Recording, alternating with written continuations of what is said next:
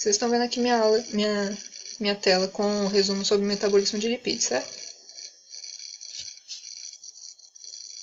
Sim. Ok, então vamos lá rapidão. No metabolismo de lipídios, né, a gente vai ter foco em algumas coisas assim, bem basiconas, não vou estar abordando tudo também. Bom, de lipídios vocês já sabem que os mais comuns da nossa dieta, né, e que estão no nosso organismo também, são os triacilgliceróis, que são basicamente a junção de 3 ácidos graxos com uma molécula de glicerol. Eu coloquei aqui, foi em algum lugar. Aqui.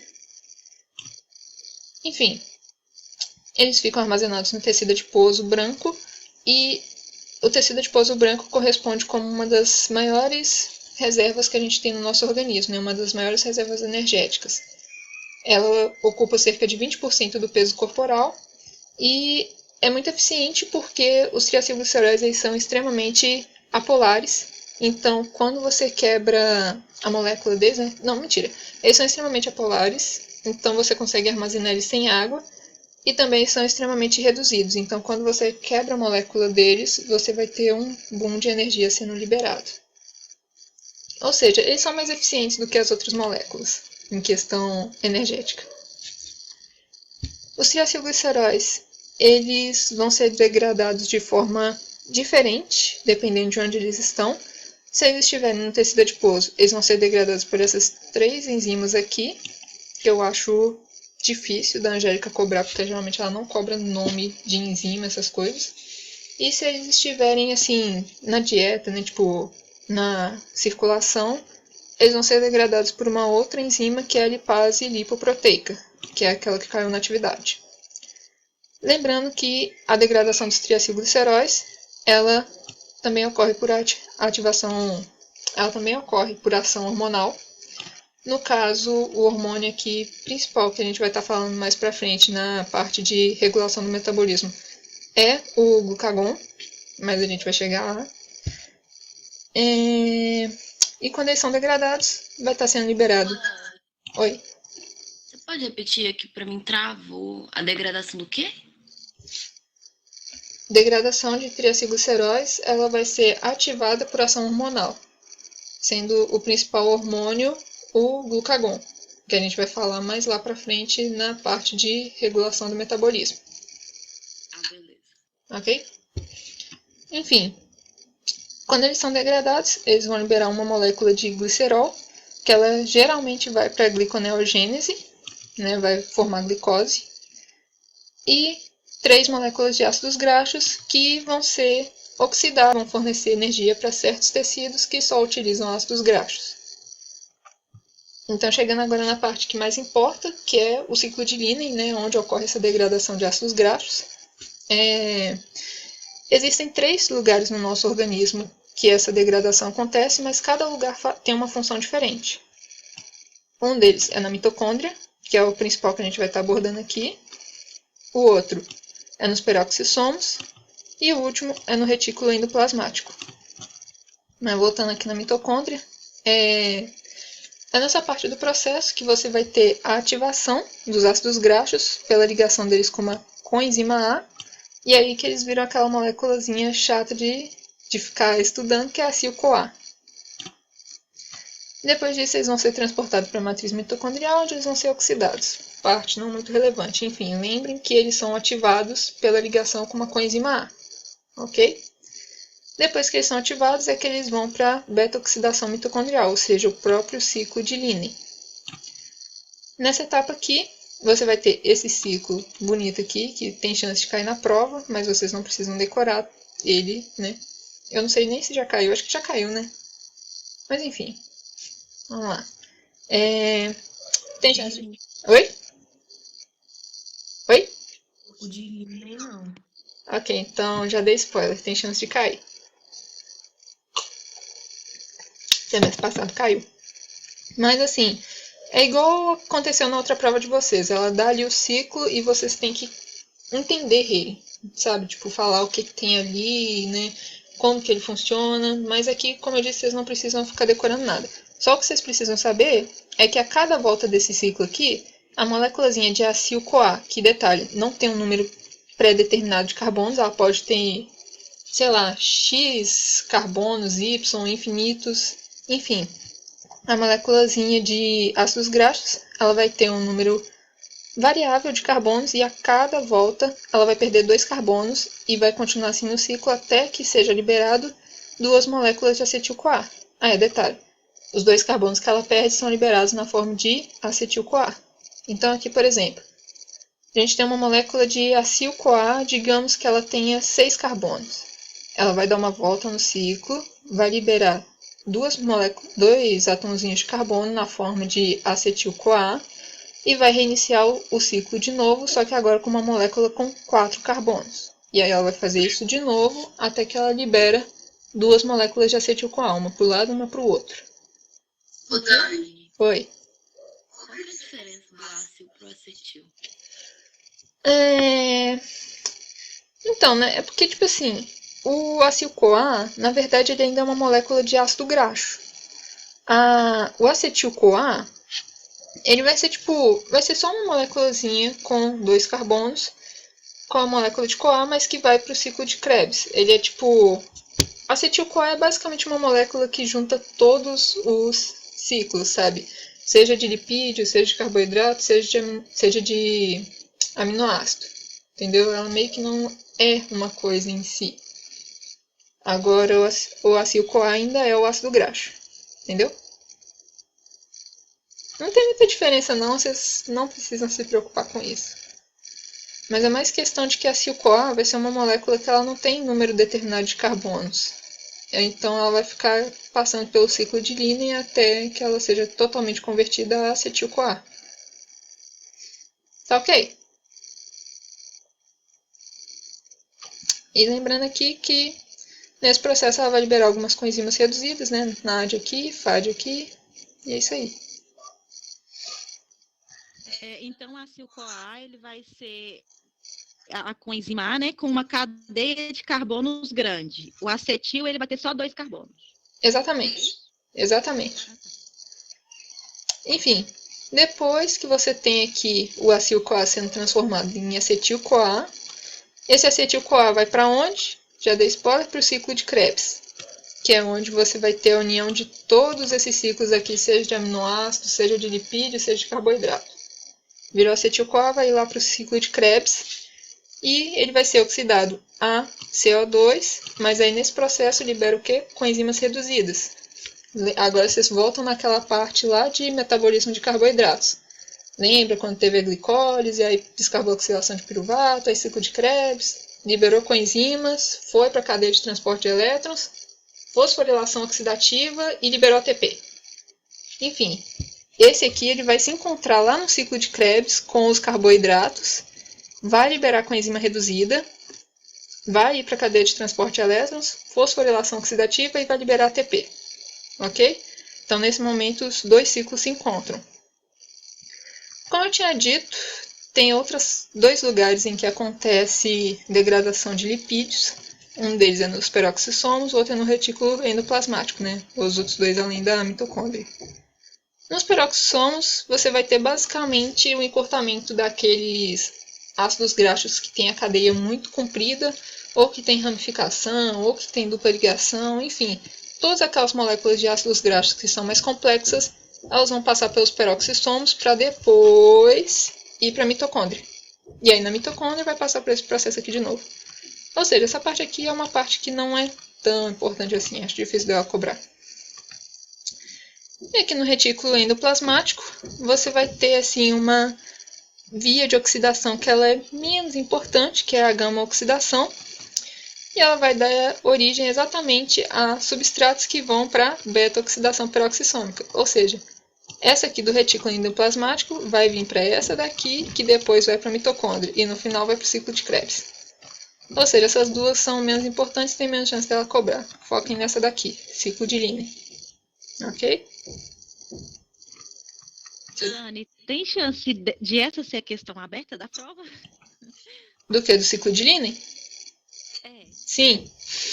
Que ela dá sempre uma questão aberta, né? Sim, provavelmente vai ser essa daqui. Ai, tomara. Lembrando, não contem pra ela. Não entendi. O que ela vai perguntar? Ela vai pedir pra completar? Gente, se a Angélica descobre que eu tô contando pra vocês o que cai na prova, depois ela fica brava comigo. Não contem, tá bom? Não mostrem as monitorias pra ela. Enfim, semestre passado, ela perguntou pra gente, foi tipo assim, reações que eram irreversíveis, ou seja, essa daqui, né? Ela perguntou também, deixa eu ver qual era outra coisa, reações em que você tem formação de coenzimas reduzidas. E eu não lembro qual era a outra pergunta. Mas se eu lembrar, eu conto. Depois eu conto lá pra vocês no grupo. Ai, eu não consegui olhar, por exemplo, a coenzima reduzida. Tipo, o que classifica uma coenzima reduzida? Pô, vocês Faltava. já viram isso. Coenzimas reduzidas são as coenzimas, né? FAD e NAD, quando elas recebem um H+. Ah, Então, tá. onde que tem coenzima reduzida aqui? Ó, Seria no. Ai, no FAD não nada, eu só consigo pensar. exatamente, FAD e NAD. FADH2 e NADH são coenzimas reduzidas, entendeu?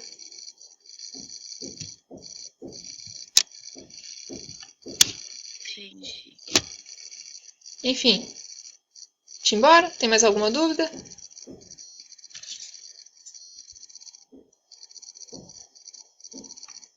Ok, acho que não, né? Como é que é a questão desses peroxissomos? É o que não é tão relevante? Essa parte dos peroxissomos e reticulina endoplasmático, eu acho que tem menos chance dela cobrar. Porque já entra numa parte mais complexa que geralmente ela não explica direito. Mas os peroxissomos, o que vai acontecer neles é que, tipo assim, você vai ter cadeias de ácidos graxos, né? Você vai ter moléculas de ácidos graxos que às vezes elas são muito grandes, ou às vezes elas têm muitas ramificações, ou às vezes elas têm muitas ligações duplas. Então isso complica um pouco delas simplesmente virem para o ciclo de Linen na mitocôndria e serem quebradas. Então elas vão para o peroxissomo primeiro. No peroxissomo você vai ter o encurtamento dessas cadeias, né? Você vai ter a quebra daquelas ligações duplas, você vai ter a quebra daquelas ramificações. E aí depois dos peroxissomos é que ela vai para a mitocôndria, entendeu? Então é como se fosse uma pré-degradação. Entendeu? Sim.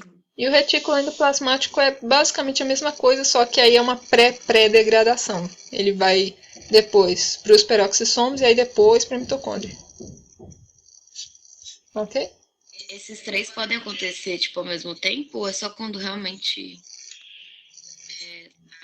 a cadeia tá muito grande? Não, porque, tipo assim, são em locais diferentes na célula, né? Mas, assim, você pergunta, tipo, se na célula eles podem estar acontecendo ao mesmo tempo? Aham. No nosso organismo, ele está sempre funcionando, fazendo várias coisas ao mesmo tempo, né? Então, vai ter uma molécula no retículo endoplasmático, que depois vai para o peroxissoma, enquanto a outra que estava no peroxissoma vai para a mitocôndria. Vai ter isso acontecendo o tempo todo. Mas, assim, foca na mitocôndria, tá bom? É muito conteúdo, eu acho melhor vocês focarem no mais essencial. Beleza. Acreditem, essa parte aqui é a parte menos preocupante da prova. Enfim, formação de corpos cetônicos agora, como eu tinha dito. Depois que o acetil-CoA foi convertido a acetil-CoA e vai para o ciclo de Krebs, lá ele vai passar pelo ciclo de Krebs e vai para a cadeia de transporte de elétrons. Só que tem um porém. Como dá para ver aqui, a degradação dos ácidos graxos ela só vai formar acetil-CoA. E como eu já tinha dito em algumas monitorias para vocês antes, não só de acetil-CoA se faz a cadeia de transporte, o ciclo de Krebs. Você vai precisar, além do acetil-CoA, do oxaloacetato, e que ele só é formado a partir de carboidratos. Então você só vai conseguir ter a degradação adequada, né? Tipo, você só vai conseguir a oxidação total dos ácidos graxos se você tiver carboidratos também. Se faltar carboidratos, você vai começar a acumular acetil-CoA. E aí, quando você acumula acetil-CoA, ela vai condensar, vai formar corpos cetônicos. Os corpos cetônicos, a gente já forma eles normalmente no nosso organismo, em pequena quantidade, mas forma. e eles são utilizados pelo coração e músculos esqueléticos tranquilamente. Só que quando eles começam a formar em grande quantidade, ou seja, você está tendo ali uma entrada muito grande de lipídios, né, sendo degradados, e você não tem uma degradação de carboidratos que acompanhe a degradação de lipídios, você vai ter uma formação muito maior deles, e a partir desse momento o cérebro vai começar a utilizar eles também. Só que assim, o cérebro utilizar eles não é um problema real. O problema real acontece quando nem mesmo o cérebro consegue utilizar eles e começa a ter uma quantidade sobrando de corpos cetônicos, e aí eles vão parar no plasma sanguíneo. No plasma sanguíneo, eles vão ser transportados juntos de prótons. E os prótons fazem o quê? Deixam o meio mais ácido. Então, quando você tem uma quantidade muito grande de corpos cetônicos no organismo, né, principalmente no sangue, você vai ter o quadro de cetoacidose, em que o sangue fica mais ácido. E isso pode ocasionar em coma e morte. Ok? Então, situações em que você vai ter uma formação exorbitante de corpos cetônicos. Se você estiver fazendo muita gliconeogênese, se você estiver ingerindo álcool em grande quantidade, se você tiver diabetes, são condições assim que vai levar a uma formação maior de corpos cetônicos e a longo prazo isso vai ser péssimo para o organismo, né? Como já disse, coma e morte. Ok? Dá para continuar? Tá tranquilo aqui?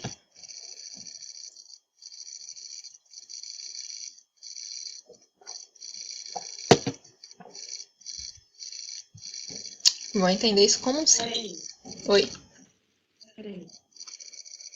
Eu tô com vergonha de falar, mas eu não entendi nada. Gente, não tem que ter vergonha não. Vocês estão na monitoria exatamente para eu repetir as coisas. Enfim.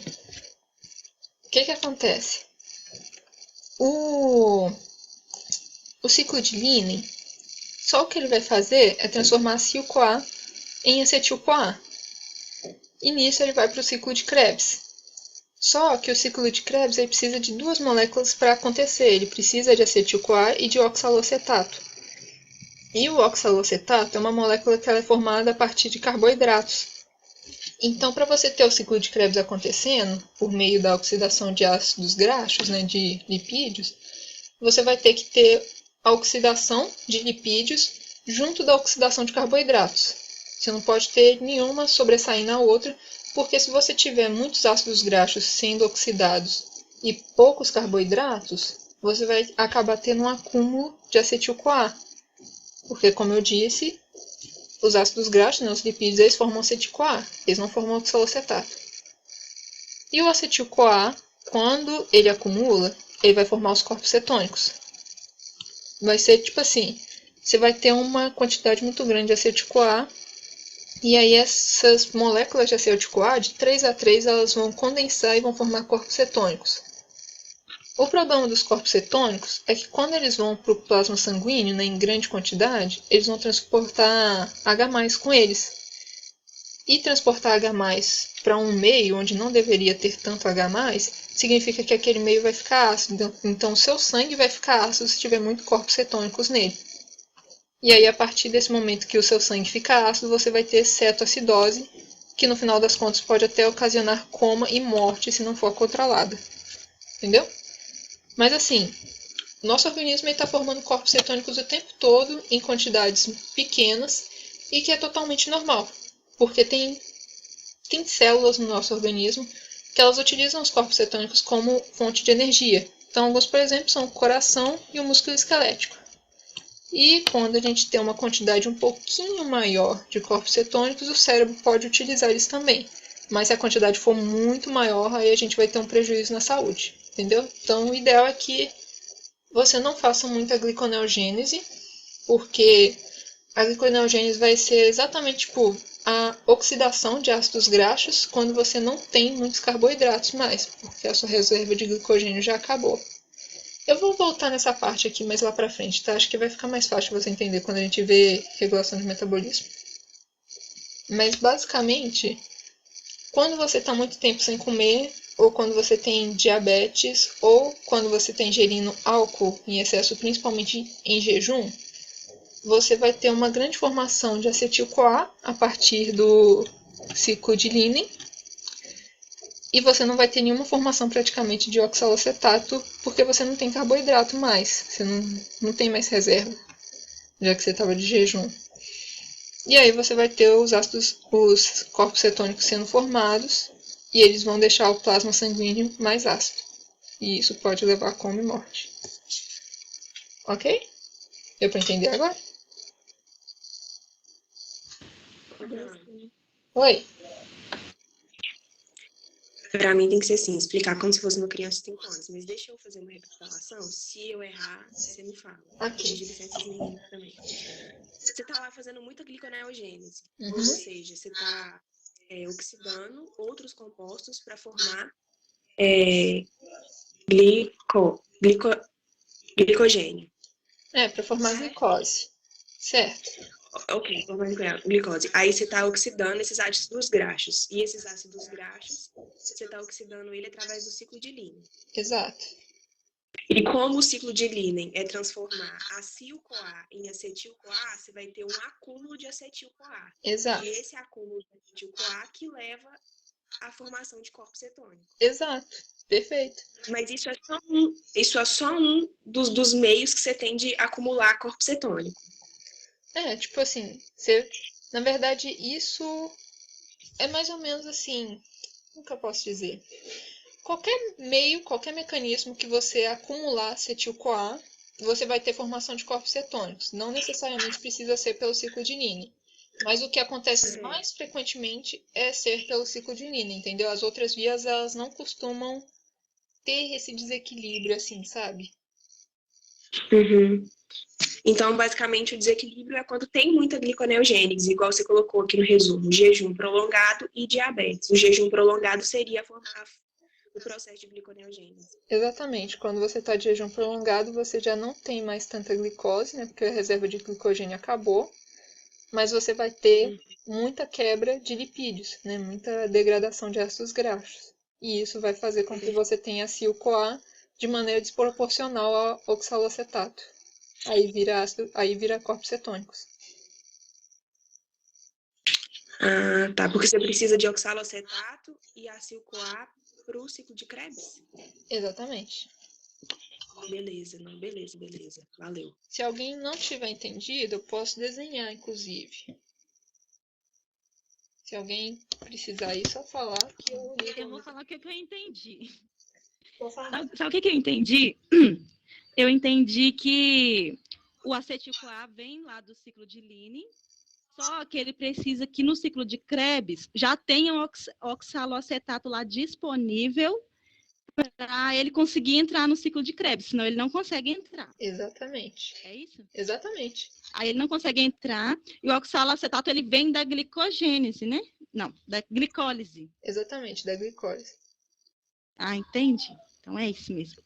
Aí, como ele não entra no ciclo, ele acaba se acumulando lá no negócio, né? E vai pro plasma sanguíneo e forma esses corpos cetônicos. Ele vai virar corpos cetônicos, aí ele vai pro plasma.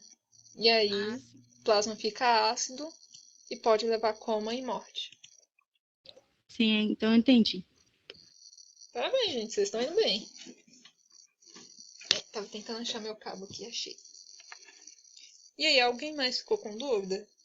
Se alguém ainda tiver com dúvida, a gente repete aqui, coloca os coleguinhas para ajudar. Não precisa ter vergonha não, tá, gente? Monitoria é para isso. É mais importante a nota de vocês do que sei lá, qualquer outra coisa.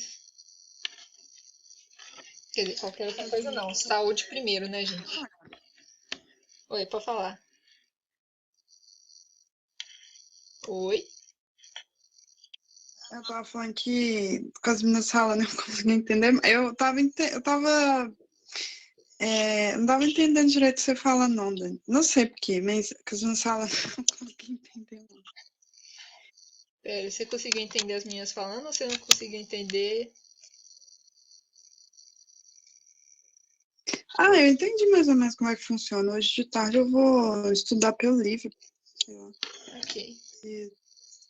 Pegando muito. Desculpa, gente, se eu estiver complicando muito. Tô tentando. Relaxa, sei lá, sou eu mesmo. Enfim. Mas é igual eu te falei, é bom separar das perguntas. Gente, tá entendendo? Aí a gente vai recapitulando. E não fica com vergonha, não, viu, gente? Não. Se eu pergunto tanto, Dani, só assim que eu entendo. Se vocês quiserem, eu desenho, Uma gente. perguntinha. Não precisam se preocupar.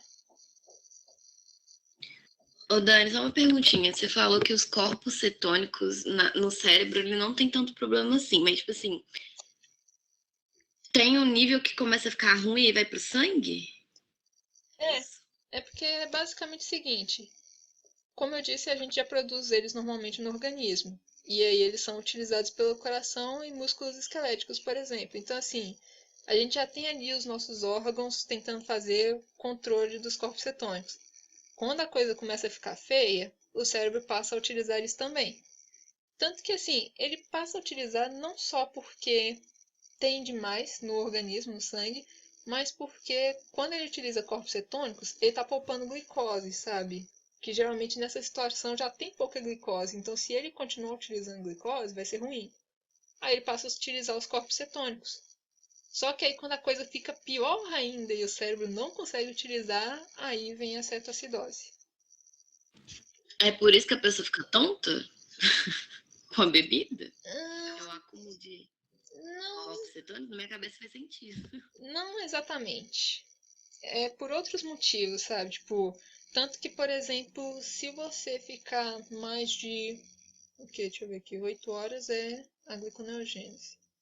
Digamos assim, que se você ficar, tipo, mais de 12 horas sem alimentar, o seu organismo vai começar a produzir corpos cetônicos. Não necessariamente você vai ficar tonto por isso, sabe? Você pode ficar tonto por pressão baixa, por falta de glicose, mas assim, não porque está formando corpos cetônicos. Ok? Ah, entendi. Tanto que já viram aqueles casos, né, de pessoas que ficam assim 3 meses sem alimentar, sabe? E ainda continuam vivas, mas é claro, não de forma saudável. A gente consegue, seres humanos, né, conseguimos ficar tipo 3 meses sem alimentar, porque a partir de certo momento o nosso corpo ele para de utilizar as nossas reservas de aminoácidos, lipídios, ele começa a usar reservas não, né, mas ele começa a utilizar corpos cetônicos. A gente vai começar, tipo, produzir mais corpos cetônicos do que o nosso corpo geralmente já produz, e aí ele vai começar a utilizar esses corpos cetônicos. E para o cérebro isso é muito bom, porque assim, o cérebro é o que mais utiliza glicose no nosso organismo todo, sabe? Então a gente consegue manter vivo, a gente consegue fazer, né, manter o metabolismo basal com os corpos cetônicos. Mas não que isso seja bom, né? Como a gente já viu aqui, vai dar um quadro de cetoacidose e pode causar coma e morte, que geralmente é o que acontece no caso das pessoas que ficam muito tempo sem alimentar, né? Que ficam desnutridas. No caso de países pobres, por exemplo, a pessoa ela morre por cetoacidose antes da reserva de proteínas e lipídios dela acabar. Ou seja, bem triste. Nossa, que horror. Mas deu pra entender, obrigada. Desculpa se eu desviei, mas é porque quando eu li sobre isso eu achei muito louco. Gente, bioquímica me choca num nível que vocês não têm ideia. Não, é incrível mesmo. Eu também comecei a questionar essas coisas, tipo, como que o corpo aguenta se, né? Tipo, muita explicação. E pela bioquímica a gente vê que tem resposta. É muito chique, tipo, todas as respostas que você tem sobre o organismo, a bioquímica te dá. Enfim, parando de embelezar a bioquímica e voltando para o que importa aqui, vamos lá para o metabolismo do etanol. Agora você se pergunta, por que o metabolismo do etanol está aqui, meu Deus? Bom, o metabolismo do etanol está aqui porque, em parte do metabolismo do etanol, ele se confunde com o metabolismo de lipídios. Mas, basicamente, né, principalmente no consumo moderado. Se você ingerir doses mínimas de álcool, né, tipo de vez em quando, você vai ter que esse álcool ele vai para o metabolismo de lipídios e aí ele vai virar energia para o nosso organismo. Ele vai ter geração de ATP e NADH, que é coenzima reduzida, que vai virar ATP depois também. Ou seja, você vai ter o álcool rendendo em ATP. Só que quando a gente faz o consumo crônico, o álcool vai para uma outra via, que é uma via que ela é especializada em metabolizar álcool. E nessa via não vai ter rendimento energético. Né? Nesse caso aqui, você vai ter o consumo de NADPH, que é uma coenzima muito importante para fazer... Como é que fala? Eu esqueci a palavra, mas ela vai fazer transferência de H+, para aquelas vias de síntese, e você também vai ter consumo de oxigênio. Ou seja, não vai dar para fazer exercício se você estiver alcoolizado. E o problema dessa via real é por causa do componente principal dela, que é responsável por metabolizar o etanol, que é o citocromo P450. Esse negocinho aqui, ele, conforme você vai ingerindo álcool, a concentração dele no nosso organismo vai aumentando. E aí, cada vez que ele aumenta, fica mais difícil da pessoa ficar assim, doidona com álcool, e aí ela vai beber mais para poder ficar mais doidona. E aí, isso você vai ter o desenvolvimento da tolerância e dependência ao álcool. Então, é nesse caso aqui que você começa a ingerir álcool demais, mais do que o nosso organismo consegue processar, e vai ter o fígado indo pro saco. Desculpa, a frase que você falou é conforme ingere álcool, acontece o quê? Conforme você vai ingerindo álcool, você aumenta a concentração desse negocinho aqui, ó, citocromo P450. Aí, por você aumentar a concentração dele, a pessoa vai tender a beber mais para poder ficar tonta. E aí, cada vez ela vai precisar beber mais e mais e mais e mais e mais, e aí que estraga o fígado. Isso aí é tipo a resistência? Tipo, a pessoa que fica resistente, ela bebe mais pra tentar voltar. Aquele povo que bebe litros e litros e litros de álcool numa noite e não fica doido, é porque já bebeu tanto que essa quantidade de citocromo P450 que ela tem no organismo é muito alta. Então, assim... Muito interessante. Pois é. Enfim, continuando, galera. Tem umas curiosidades aqui, se vocês quiserem ler depois no resuminho, mas não vai cair na prova. Falando de síntese de ácidos graxos agora. Essa parte aqui, acho que tem menos chance de cair do que a parte de degradação, que é o ciclo de Linen. A síntese de ácidos graxos, gente, ela é bem basicona. Ela é basicamente o inverso do ciclo de Linen. Enquanto lá no ciclo de Linen você tinha várias moléculas sendo quebradas de 2 em 2 até virar tudo acetil-CoA, aqui você vai ter uma moléculazinha de acetil-CoA recebendo moléculazinhas de 2 em 2 carbonos até virar ácido palmítico. É ok? É basicamente isso. A acetil-CoA vai receber duas moléculazinhas, vai virar ácido palmítico. É isso aí. Ô, Dani, eu já fiz essa pergunta pro professor e esqueci. Meus amigos também perguntam. Síntese significa o quê? Formação. É formação. Não é? Sim. Ah, então tá. Que agora fez mais sentido a sua explicação. Síntese é o contrário de degradação. Se você degrada, você quebra. Se você sintetiza, você constrói. Ok? Obrigada. Deixa eu ver se tem mais alguma coisa aqui. Tá, acho que isso aqui não é muito importante, não. Falando sobre ácidos graxos essenciais, né? A gente tem mania de achar que ficar ingerindo gordura é ruim, mas a gente tem aquelas gorduras que são boas e aquelas gorduras que são essenciais também para o nosso organismo, que são os ácidos graxos essenciais. Dois exemplos principais são o ômega 6 e o ômega 3, que a gente só consegue ingerindo peixes.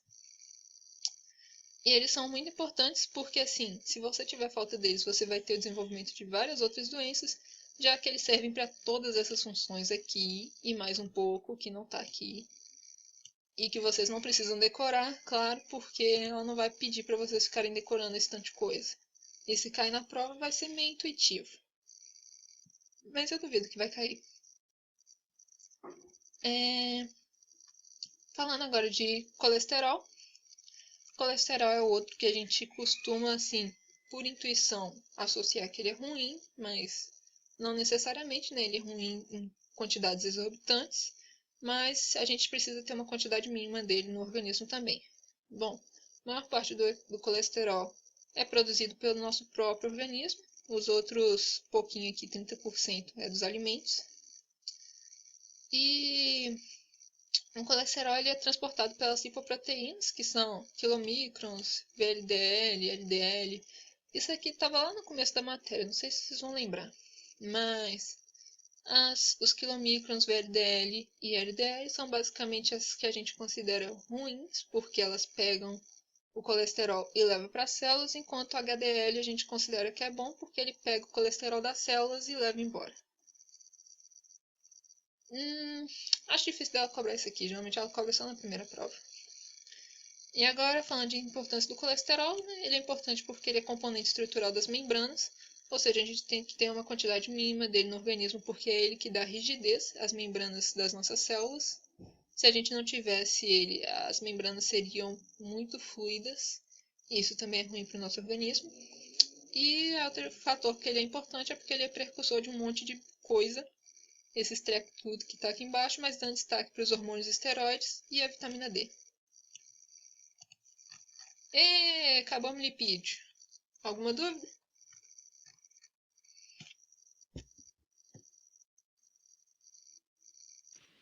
A questão do álcool, será que ela cobra? Acho difícil, viu? Tem chance, né, dela perguntar... Tem chance dela perguntar alguma coisa, mas se ela for perguntar vai ser algo bem básico. Tipo... Geralmente, assim, essas coisas que eu coloco mais, assim, no início de tópico, sabe? Tipo... o metabolismo do álcool tem uma via de metabolismo de consumo moderado e de consumo crônico. Verdadeiro ou falso? Verdadeiro. Entendeu? Geralmente são coisas mais simples, ela não costuma cobrar coisas mais difíceis. O máximo que ela pode cobrar de difícil aqui é perguntar se o consumo crônico leva a uma via que vai causar tolerância e dependência. E isso é meio óbvio, sabe? De forma intuitiva. Ou então perguntar se, tipo, se alguma das vias tem rendimento energético. E vocês já sabem que a primeira tem. Ok? Mas assim, acho difícil dela cobrar, tipo, como que funciona, a diferença de via, essas coisas. Acho que se ela for cobrar vai ser algo mais básico. Ou intuitivo. Ô, Dani, Hum. na síntese de ácidos graxos que você falou que é o contrário do ciclo de Lime, né? E- Aí, tipo, ele é feito em algum lugar também? Ele tem um ciclo ou ele é o mesmo, tipo... Onde que ele é feito? Ele também é feito através de um ciclo? Então, boa pergunta, não lembro. Assim, Ah, não, achei que era importante de você não saber. tem nenhum ciclo com nome, nem nada bonitinho não, sabe? Se tiver, ela não vai cobrar porque ela não ensina. Entendeu? Nem, Ah, tá. Aí eu você acho falou que que nem são moléculas de acetil-CoA que vai de 2 em 2 até virar o quê? ácido palmítico. Aquela moléculazinha que ela colocou na atividade lá falando que é a molécula que armazena ácidos graxos. Ah, tá.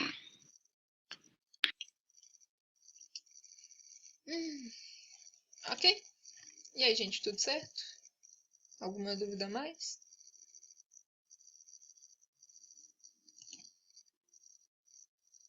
Se não tiver mais dúvidas, eu vou passar para metabolismo de aminoácidos. Eu acho que nessa tá tudo certo. Ok, vamos embora. Ui, ainda tem muita coisa. Ok, bora para metabolismo de aminoácidos. Vamos tentar ser rápido nisso aqui também. Ok, deixa eu ver aqui o que eu preciso falar. Tá. Os aminoácidos, basicamente, né, o principal deles que vocês precisam saber e ter em mente o tempo todo é que a gente não armazena aminoácidos. Então, a gente vai ter o tempo todo eles sendo ingeridos, eles sendo reutilizados e depois eles são oxidados. No final, eles sempre acabam sendo oxidados, né? Mas, assim, só depende de quando eles vão ser, né? Como eu disse, a gente vai estar degradando eles o tempo todo e sintetizando novamente, principalmente as proteínas, né? Não só os aminoácidos, mas as proteínas, que são formadas pelos aminoácidos. Porque no nosso organismo é o seguinte, a gente tem, por exemplo, células da epiderme sendo degradadas o tempo todo, né? Vamos usar outra, porque da epiderme a gente costuma perder, vamos ver aqui. Sei lá, célula da parede intestinal. A gente vai ter que elas vão ser degradadas. E aí, tipo, esses aminoácidos delas sendo degradados vão ser utilizados para formar novas proteínas, para formar novas células, por aí vai. Só que acontece que nem todas as células vão ter a mesma composição proteica e nem todas as proteínas vão ter a mesma composição de aminoácidos. Né? Todas elas têm os 20 aminoácidos, mas em quantidades variáveis. Então sempre acaba que um pouco ali dos aminoácidos eles sobram. E aí, como a gente não tem reserva de aminoácidos, o que a gente vai fazer com eles? A gente vai oxidar eles. E aí a gente oxida para quê? Para produzir glicose, para produzir energia, para transformar em lipídios e armazenar. Isso eu vou falar mais para frente ali embaixo. Mas enfim, como eu estava dizendo, os que a gente perde, né, que a gente oxida eles, a gente vai obter de volta pela alimentação, não tem outro jeito. Até porque lipídios e glicose não sintetiza proteína. Proteína pode sintetizar todos os outros dois, mas os outros dois não sintetizam proteína. Isso aí vocês já viram lá no começo. Mas vamos embora. Bom, os aminoácidos, né? Os aminoácidos não, as proteínas, elas vão ser degradadas primeiro e depois a gente entra no processo do que acontece com os aminoácidos. Degradação das proteínas, né? Você vai ter várias finalidades para elas, seja para ciclo celular, transcrição gênica, resposta inflamatória, enfim, um monte de coisa. Ela vai acontecer por dois processos. O primeiro é protease de lisossomos, né? Quer dizer, dois processos diferentes. O primeiro é protease de lisossomos, que basicamente é uma parte que é responsável por degradar aquelas proteínas que vêm do meio externo, né? Que são internalizadas por endocitose. E o outro processo, que é o mais assim, como posso dizer, sei lá, o mais geral, é pela ubiquitina. A ubiquitina é uma proteína também, e ela vai ser como se fosse uma bandeirinha. Ela vai marcar as proteínas que devem ser degradadas. Essas proteínas vão ser levadas até o proteassomo, e no proteassomo elas vão ser degradadas. Esse proteassomo, como eu disse, é um processo assim que ele é mais geral. Então o proteassomo ele consegue degradar tudo quanto é tipo de proteína, exceto a própria ubiquitina, que ela é resistente a ele e aí ela vai ser utilizada de novo para marcar outras proteínas. Deixa eu ver aqui. Ok. Depois desses dois processos, né, protease de lisossomos ou ubiquitina, você vai ter que as proteínas elas foram degradadas. Mas isso significa que o quê? Você desmontou elas em forma de aminoácidos. Agora você tem um monte de aminoácidozinhos. É como se você desmontasse um bonequinho de Lego, você vai ter um monte de pecinhas agora. Com essas pecinhas, você pode simplesmente pegar e montar um outro Lego grandão, né? Você vai poder simplesmente pegar e montar outra proteína, ou você vai oxidar, né? Aquilo que sobrar do que você não usou para montar aquele novo bonequinho de Lego, aquela nova proteína, você vai oxidar isso. E aí, como que funciona a oxidação dos aminoácidos? Você vai ter primeiro, né, a divisão dos aminoácidos no grupo amino e na cadeia carbônica. O grupo amino ele vai ser transformado em NH4, vai ser convertido em ureia e vai ser excretado na urina. Ou seja, você vai excretar o grupo amino na urina. Já a cadeia carbônica, como elas têm, todas elas, né, têm tipo um formato variado, polaridade variada, como elas são todas assim muito individuais, né, muito particulares, você vai ter vários processos para... Travou só pra mim, galera. Oi? Vocês estão me ouvindo? Oh, meu Deus. Travou. Ih, gente. Você pode voltar na parte da divisão, a divisão do grupo amino, Ok. dos aminoácidos no grupo amino. Ok, então a gente não perdeu muita coisa, não. Então, voltando aqui. Como eu tinha dito, as proteínas elas foram separadas em vários aminoácidozinhos, né? Ou seja, é como se você desmontasse um bonequinho de Lego em várias pecinhas. E aí você pode pegar esses aminoácidos e compor proteínas novas. Ou, no caso aqui da minha analogia, você pega as pecinhas de Lego e monta um bonequinho novo. Só que assim, as proteínas que foram degradadas não são as mesmas que estão sendo sintetizadas naquele momento. Então, pode ser, né, muito provavelmente vai sobrar aminoácidos. E aí, o que você faz com esses aminoácidos? Você não vai simplesmente jogar eles fora, você vai utilizar eles para alguma coisa. Então, você oxida eles. Para oxidar, todos os aminoácidos eles vão ter um processo inicial que é comum. Então, você vai ter a separação do grupo amino do aminoácido, né, aminoácido. Você vai ter a separação do grupo amino. E esse grupo amino ele vai ser excretado na urina na forma de ureia. Então, a maior parte da ureia que a gente está excretando vem dos aminoácidos que a gente oxidou no nosso organismo. Mas tá, continuando. Depois disso, a gente tem que fazer alguma coisa com a cadeia carbônica. como a gente tem 20 tipos de aminoácidos diferentes, ou seja, cada um deles tem as suas particularidades, né? Tem cadeia carbônica com formato diferente, com número de carbono diferente, com polaridade diferente. Cada um deles vai ter um processo individual para ser oxidado. Só que no final você vai ter todos eles formando o mesmo tipo de produto, que vai ser piruvato, acetil-CoA ou intermediários do ciclo de Krebs, dependendo das necessidades fisiológicas do nosso organismo. Você vai ter que eles podem ir para o ciclo de Krebs quando você precisa de energia. Você vai ter que eles podem ir para a gliconeogênese quando você precisa de glicose. Ou você pode ter eles indo simplesmente para a forma de lipídios, né, para a forma de triacilgliceróis. Eles vão ser armazenados quando você não precisa nem de energia nem de glicose. Ou seja, você transforma ele em triacilglicerol e armazena para usar depois. Ok? Tá tranquilo até agora? Eu achei um pouco confuso, mas tudo bem. Tá bom, então vamos de novo. Ô, Dani, Oi. eu vi um vídeo, eu entendi mais ou menos assim, ó.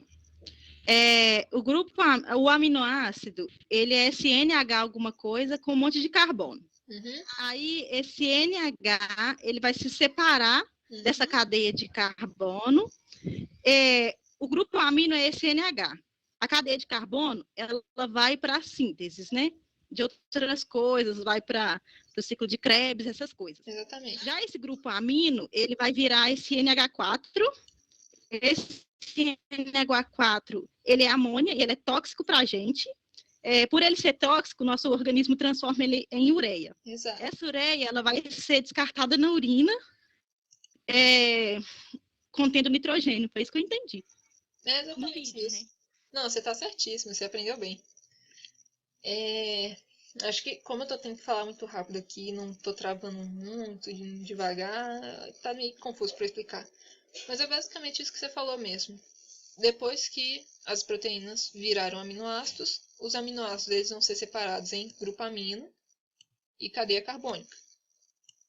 Quando você tem ali a separação em grupo amino, o grupo amino ele vai virar... Qual que você falou? Amônia?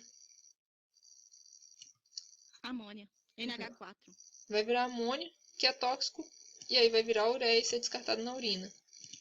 Nosso organismo transforma esse NH4 em ureia para poder ser descartado, porque nosso organismo ele consome muita água. Aí nosso organismo não aguentaria, a gente não vive na água, né? Perderia muita água por causa disso. Uhum.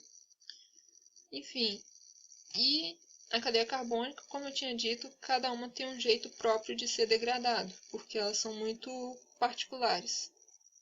Só que aí elas vão sempre resultar na mesma coisa, que é piruvato, acetil-CoA ou intermediário do ciclo de Krebs. Elas vão para o ciclo de Krebs quando você precisa de energia. Elas podem ir para a gliconeogênese quando você precisa de glicose. Detalhe, você consegue formar glicose, se eu não me engano, aqui com o piruvato. Com acetil-CoA eu não lembro se dá para formar glicose. Eu não lembro agora, mas você consegue usar o piruvato para formar glicose pela gliconeogênese. E você pode ter a conversão a triacilgliceróis, ou seja, acetil-CoA virando acil-CoA, como eu tinha falado outra hora, vira ácido palmítico, aí vira triacilgliceróis. Enfim, você pode ter que vai para o ciclo de Krebs se precisar de energia, se vai para a gliconeogênese se precisar de glicose, ou que vai virar triacilgliceróis se você não precisa de um desses dois. Ok?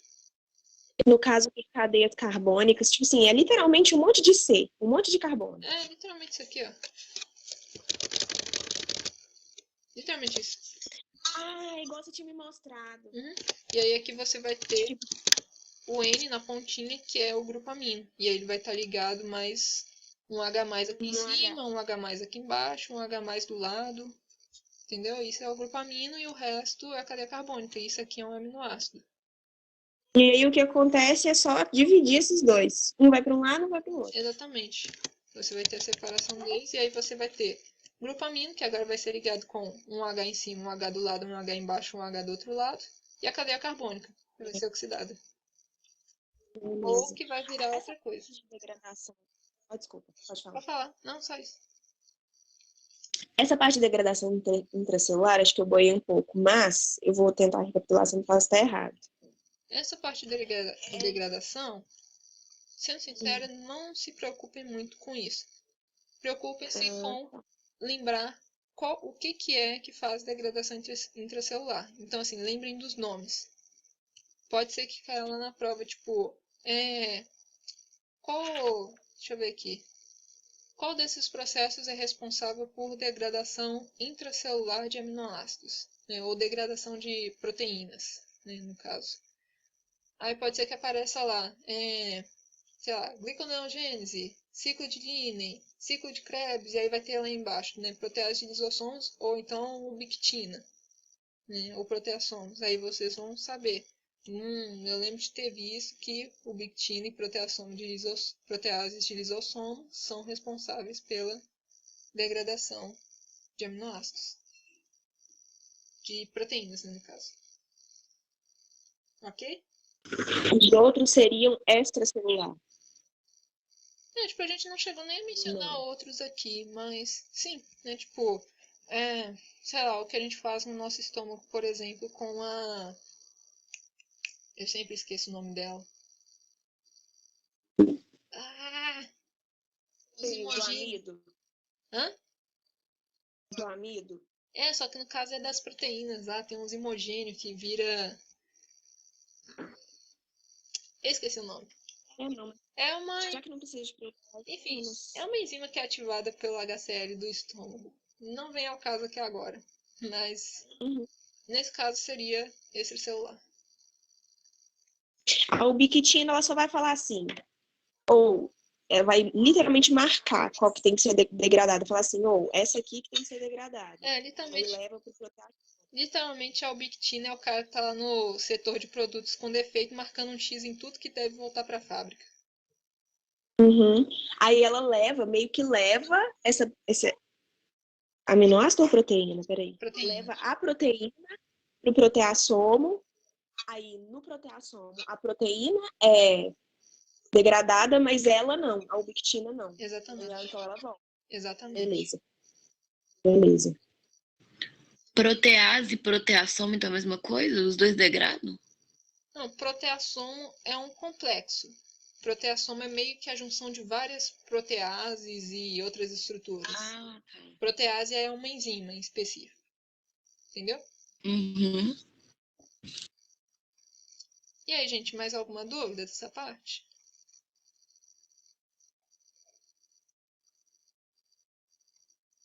Ok, vou entender isso como não.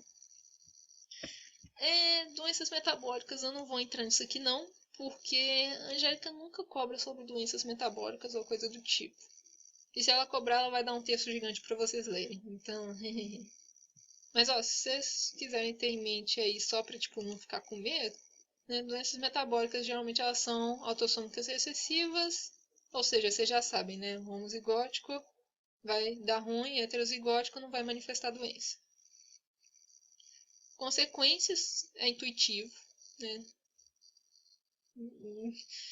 Qualquer consequência de doenças são basicamente semelhantes, vai fazer mal à saúde. Diagnóstico precoce, fundamental, isso aqui também é intuitivo. Ok, ciclo do nitrogênio. Esse aqui eu também acho que tem pouca chance de cair, mas não vou dizer que não tem chance, então não posso deixar de passar para vocês. No ciclo do nitrogênio, aqui na matéria de bioquímica, vocês podem resumir ele a 3 processos, que é a fixação de nitrogênio, que vai ser feito por bactérias, né? Vai ser basicamente pegar o nitrogênio atmosférico e transformar ele em amônia.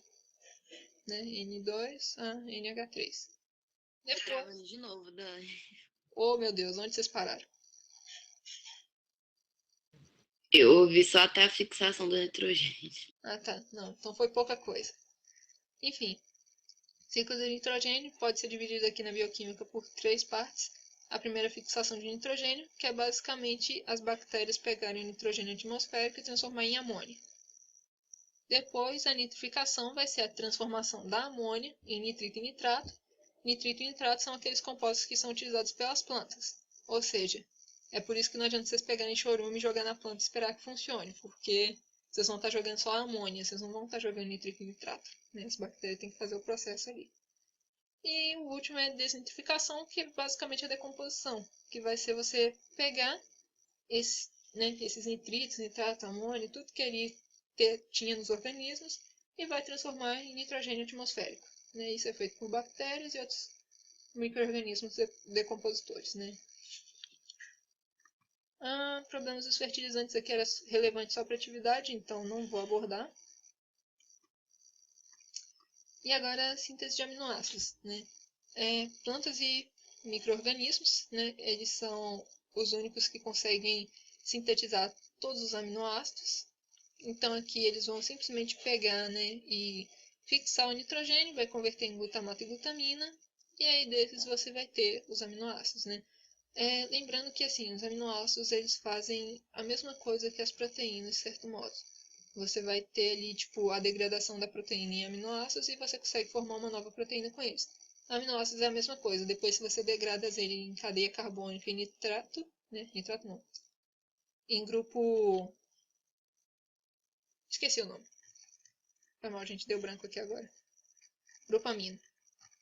Enfim, depois que vocês dividem o aminoácido em cadeia carbônica e grupo amino, vocês ainda podem formar novos aminoácidos com eles.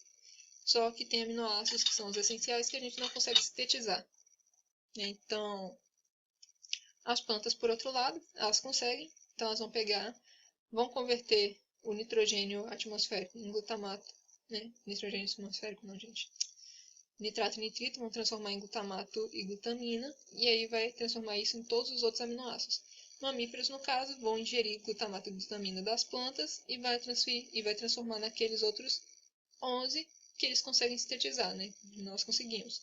Os outros 9 que a gente não consegue, a gente tem que ingerir eles na própria forma deles, querendo ou não. Pera, Dani. A planta transforma em glutamato e glutamina, é isso? Exato. E aí a gente não precisa ter um nome exatamente. A gente tem 11, precisa de mais 9? É porque, tipo assim, existem 20 aminoácidos na natureza. Literalmente, não tem mais do que isso, né? Tipo, e todas as proteínas são formadas por esses 20 aminoácidos. Acontece que as plantas elas vão conseguir sintetizar todos os 20. E elas sintetizam, assim, os outros 18 a partir de glutamato e glutamina. Nós, mamíferos, a gente não consegue sintetizar 9 desses aminoácidos. A gente tem que ingerir eles na forma pronta deles.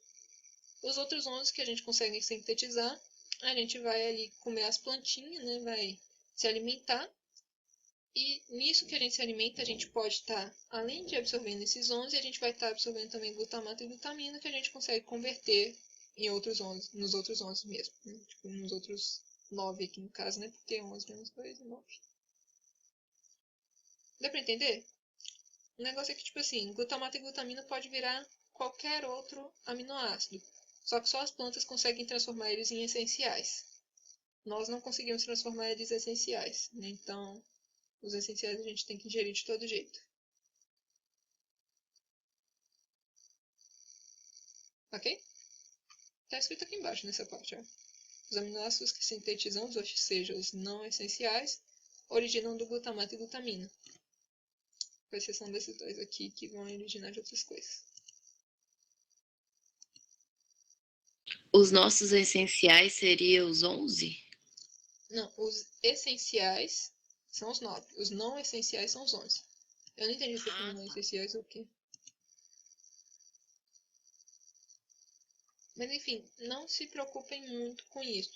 Se preocupem mais com a parte de que tem aminoácidos que são essenciais porque a gente não consegue sintetizar eles. Então, onde que a gente vai conseguir eles? Na alimentação. Entendeu? A gente vai ingerir eles na forma pronta deles. Ok? E esse é um dos motivos pelo qual ingerir proteínas é muito importante. Ingerir constantemente. Mas a gente vai falar mais delas ali no próximo resumo, que é o resumo de nutrição. E aí, gente, ficou mais alguma dúvida? Glutamato e glutamina é proteína? Glutamato e glutamina são 2 aminoácidos. Ok? Da onde? Eu não entendi. Como é que a gente sintetiza um negócio? Tipo assim, a gente faz do nada. É porque, tipo assim, lembra que a gente tinha falado que a gente consegue transformar proteínas em glicose e em lipídios, mas a gente não consegue transformar eles em proteína? A gente só não consegue transformar glicose e lipídios em proteína por causa desses 9 que a gente não consegue sintetizar. Como eu tinha dito, para sintetizar uma proteína você precisa ter todos os 20 aminoácidos, entendeu? Só que isso não quer dizer que a gente não consiga sintetizar nenhum aminoácido. A gente consegue sintetizar sim. A gente consegue sintetizar 11 deles, que são os não essenciais. A gente vai pegar, vai ingerir glutamato e glutamina, ou então vai ingerir outros aminoácidos que a gente tem em grande quantidade e transformar eles em glutamato e glutamina. De todo jeito, glutamato e glutamina pode virar esses 11. Só não pode virar esses 9 e por isso que a gente não consegue formar uma proteína completa. Entendeu? É como se você tivesse, tipo, colecionando figurinhas. Só que 11 figurinhas você consegue trocar elas. 9 você não consegue, entendeu? Então você vai ter que comprar essas 9 figurinhas. Ok? Ok.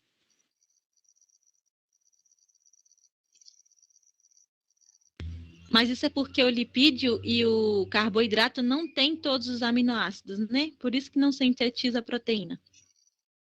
Tipo, nosso organismo ele não consegue formar todos os aminoácidos que tem que ter na proteína, que são os 20. Então por isso que a A gente... proteína, ela tem todos, aí ela consegue formar os outros. É como se... Aí os outros não têm todos, aí não consegue formar a proteína. É porque, tipo, não é que os outros não tem todos, né? Tipo, o carboidrato não forma exatamente proteína, né? O carboidrato ele vai ser transformado nesses aminoácidos e aí esses aminoácidos podem compor proteína. Só que não tem como você formar esses 9 aqui. E se não tem como você ter esses 9, não tem como você ter a proteína completa. Então, como eu disse, é como se a proteína completa fosse o álbum de figurinhas completo, entendeu? Só que para você completar ele, você precisa ter 20 figurinhas e você só pode trocar 11, entendeu? Tipo, você consegue... Tipo assim, a gente consegue... Ai, desculpa. Pode falar. Só terminando, tipo assim, você consegue ganhar 11 de graça e se você tiver uma repetida ali, você só troca ela. Até que você tenha todas as 11 sem repetir. A partir do momento que você tem aquelas outras 9 que você precisa comprar e digamos que você não tem dinheiro para comprar, você não vai conseguir ter um álbum completo. Então você não vai conseguir ter uma proteína completa, entendeu? Por isso que não tem como sintetizar proteínas a partir de carboidratos e lipídios, porque eles não vão formar aqueles aminoácidos que são essenciais. Ok?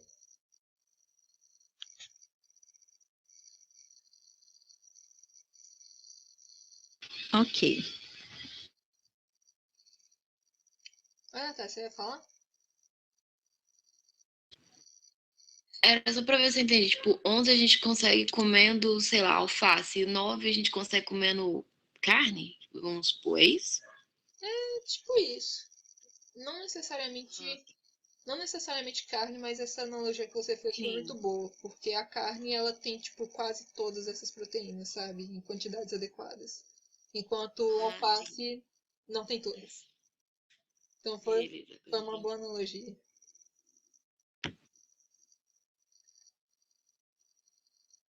Enfim, e aí, gente, deu pra pegar aqui direitinho?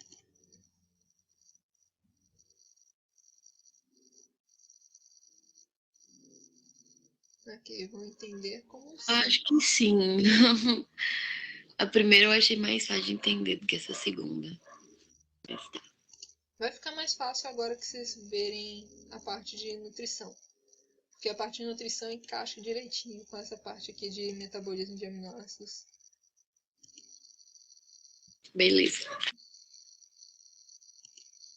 Deixa eu ver, eu fui pro certo? Não, acho que eu fui pro errado, pera. Mas olha, não se preocupe muito com essa questão de qual aminoácido forma qual, de carboidrato que vira o que de aminoácido. Preocupem mais com o fato de que não tem como a gente sintetizar todos os aminoácidos, então por isso não tem como a gente formar proteínas sem estar ingerindo proteínas na alimentação, sabe? Por causa dessas que são essenciais. Ou seja, se você viver só de pão, você não vai formar proteína. E aí você pode morrer.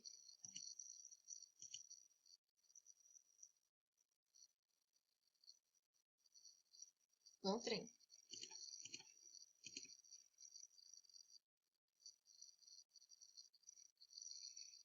Ih!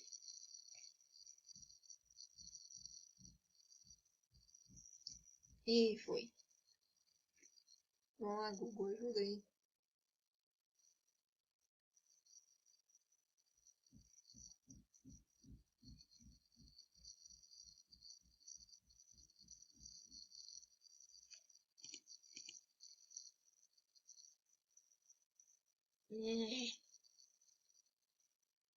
Ah, que lindo.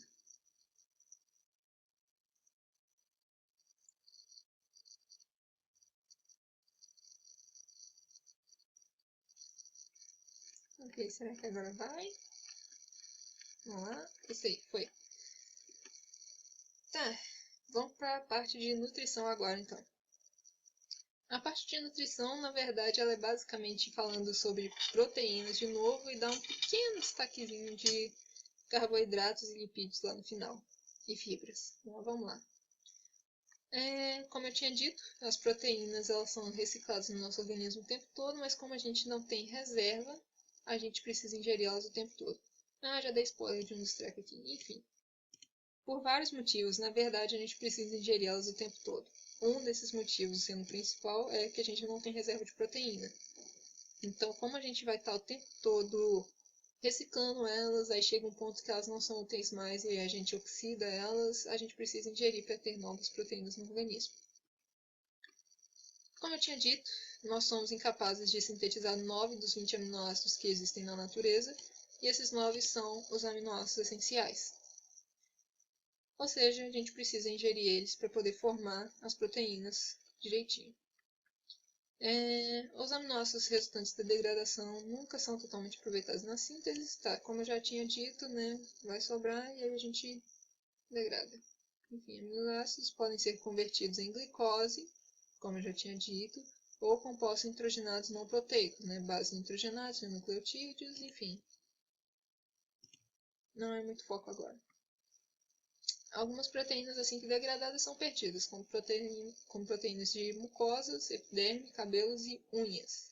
Como eu tinha falado, né, eu ia usar o exemplo da epiderme, só que a epiderme a gente está o tempo todo perdendo essas proteínas, então...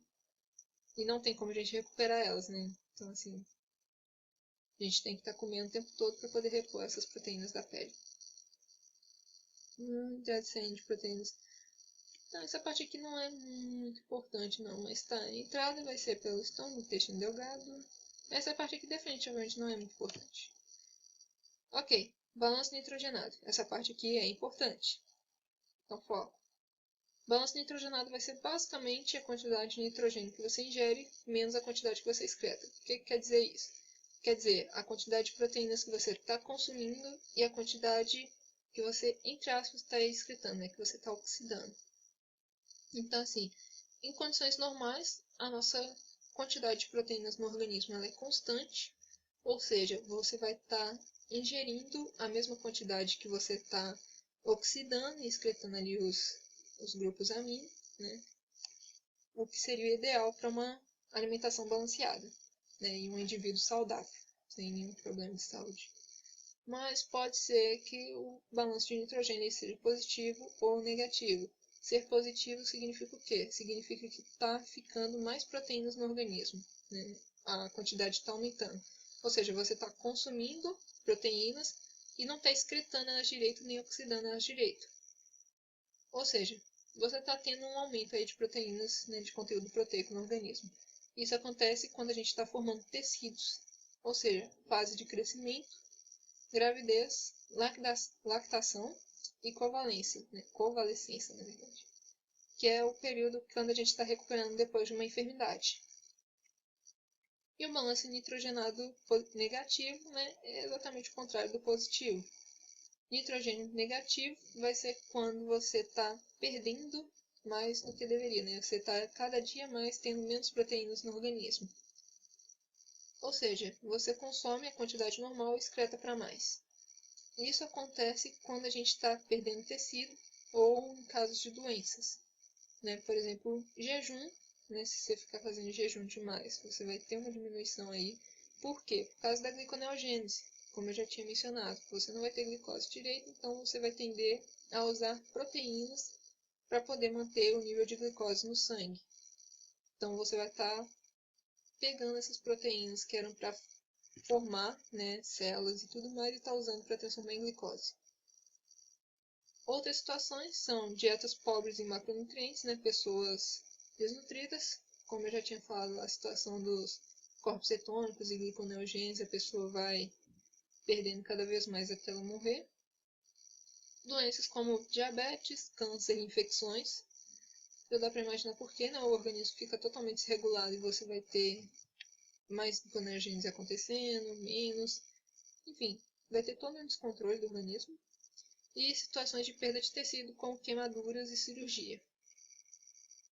Aqui. Tá tranquilo até agora, gente? Ô, Dani, Oi. esse nitrogênio aqui, a gente sempre vai excretar a mesma quantidade que a gente vai ingerir? Sim, exceto se Tipo você... assim, é metade? Não é metade. Vai ser uma quantidade constante. A gente sempre vai reter a mesma quantidade. Digamos que o meu peso em proteína seja de, sei lá, vamos chutar um valor aqui. Eu não sei quanto que eu deveria ter de proteína no organismo. Vamos chutar que seja 10 quilos de proteína. Se eu ficar ingerindo, tipo, constantemente a mesma quantidade de proteínas, tipo, digamos que eu consumo até, sei lá, 200 gramas de proteína por dia. Meu organismo vai excretar 200 gramas. A quantidade de proteínas que eu tenho no organismo vai ser sempre a mesma, exatamente pelo fato de que a gente não tem reserva. Então, como que eu vou estar mantendo proteína no meu organismo? Na forma de músculo. Entendeu? O músculo ele não está tipo, armazenando proteína, ele é feito de proteína. E aí ele vai perder a mesma quantidade que ele vai ganhar. Entendeu? A menos que eu comece a ficar fazendo musculação e eu fique bombada, né? Aí no caso eu vou estar mantendo mais proteínas no meu organismo. Aí eu vou excretar menos. Entendeu? Uhum. Aí é tipo assim, eu sempre vou reter a mesma quantidade, porque meu organismo já vai entender que é aquilo que eu como sempre. Exatamente. Se você é um indivíduo que não tem nenhum problema de saúde, você come regularmente, você vai manter a mesma quantidade de proteínas no seu organismo e vai excretar a mesma quantidade. Agora, se igual naquela atividade que ela mostrou, o indivíduo dá uma louca lá e come, tipo, uns 400 kg de carne lá a mais no dia, ele vai excretar aqueles 400 kg de proteína, entendeu? Ele não vai aumentar o conteúdo proteico. O que ele comer Ele vai manter, né? se ele for um organismo, se ele for um indivíduo assim, saudável que não está em fase de crescimento ou coisa do tipo, ele vai simplesmente excretar aquela quantidade que ele consumiu naquele dia. Ou seja, Então esse positivo aqui é tipo, do nada eu começo a reter mais. exatamente. É só você olhar, em vez de você olhar a quantidade que você excreta, a quantidade que você está ingerindo essas coisas, olha a quantidade que você tem no seu organismo. Se você é um indivíduo saudável, a quantidade vai ser sempre a mesma. Se você é um indivíduo que vai ter um balanço nitrogenado positivo, significa que a sua quantidade de proteína está aumentando. Aí você se pergunta, por que a proteína está aumentando no organismo se a gente não tem reserva? É porque o indivíduo está crescendo, ou porque tem um bebê, ou porque está produzindo leite, ou coisa do tipo, entendeu? Agora, de repente, você pergunta, mas por que o indivíduo então, tem um balanço nitrogenado negativo, né? Por que está diminuindo a quantidade de proteína no organismo dele? Provavelmente ele está doente. Ou está fazendo jejum mais do que deveria. Entendi. Entendeu? Obrigada. Oi. Então, por exemplo, se a pessoa ingerir 400, sei lá, negócio de carne, ela vai expelir 400?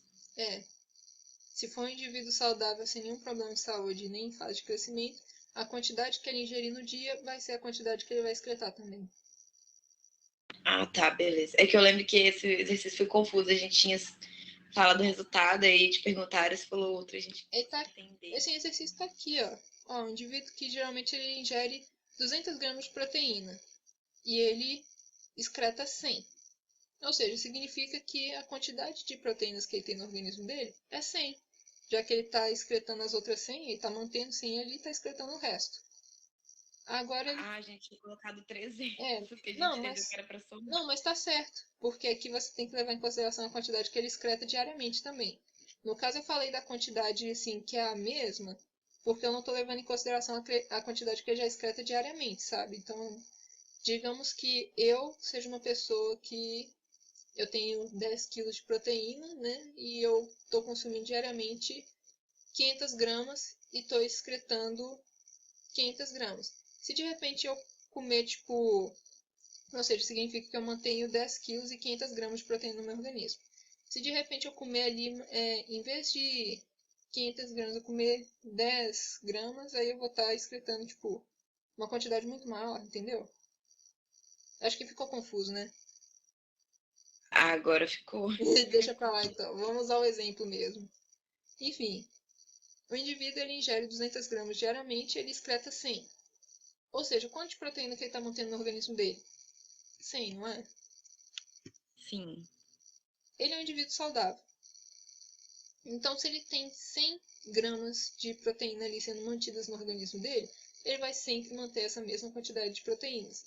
Então, se num dia ele foi lá e comeu 400 gramas, dessas 400, 100 ele vai ter que manter, que é a quantidade de proteína que ele já tem no organismo dele, né, que ele costuma reter diariamente. As outras que ele não reteve, ele vai excretar. Então, quanto que ele vai excretar? 400 menos as 100 que ele mantém. Entendeu? Ele excreta 300. Tá, entendi. Enfim, quem colocou 300 estava certinho, tá, gente? Isso aí. Mas enfim, como eu tinha dito, esse negócio do balanço nitrogenado vai ser mais fácil para vocês se vocês olharem a condição do indivíduo, né? Tipo, a quantidade de proteína que ele está retendo no organismo dele. A Angélica, eu tenho quase certeza de que ela não vai colocar conta na prova, então vocês se preocupem mais com questão conceitual. Se aparecer balanço nitrogenado positivo, vocês já vão saber que o indivíduo está retendo mais proteínas do que normalmente, né? O conteúdo proteico dele está aumentando. Então, se o conteúdo proteico dele está aumentando, o que está acontecendo? Ele está excretando mais ou menos? Vamos lá, gente. Alguém responde para eu não ficar no vácuo. Menos? Exato. Ele está excretando menos, né? Já que está retendo uma quantidade maior de proteína no organismo. E se for negativo, né? Ele vai estar perdendo mais proteínas, né? O conteúdo vai estar diminuindo. Eu já dei a resposta aqui. O que vai acontecer com a excreção? Vai aumentar. Exatamente, ele vai estar excretando mais proteínas. Entendeu? Né? Mais nitrogênio, na verdade, né? Proteína não, porque a cadeia carbônica degrada. Mas enfim, é isso aí. Então, geralmente, olhem a quantidade que o indivíduo tem no organismo, em vez de olhar a questão de matemática de mais e menos. E aí, podemos seguir?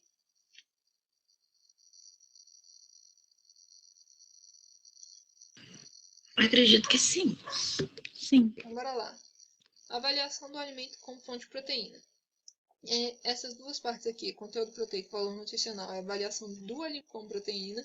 E essa aqui, digestibilidade e composição, é a avaliação da proteína. Entendeu?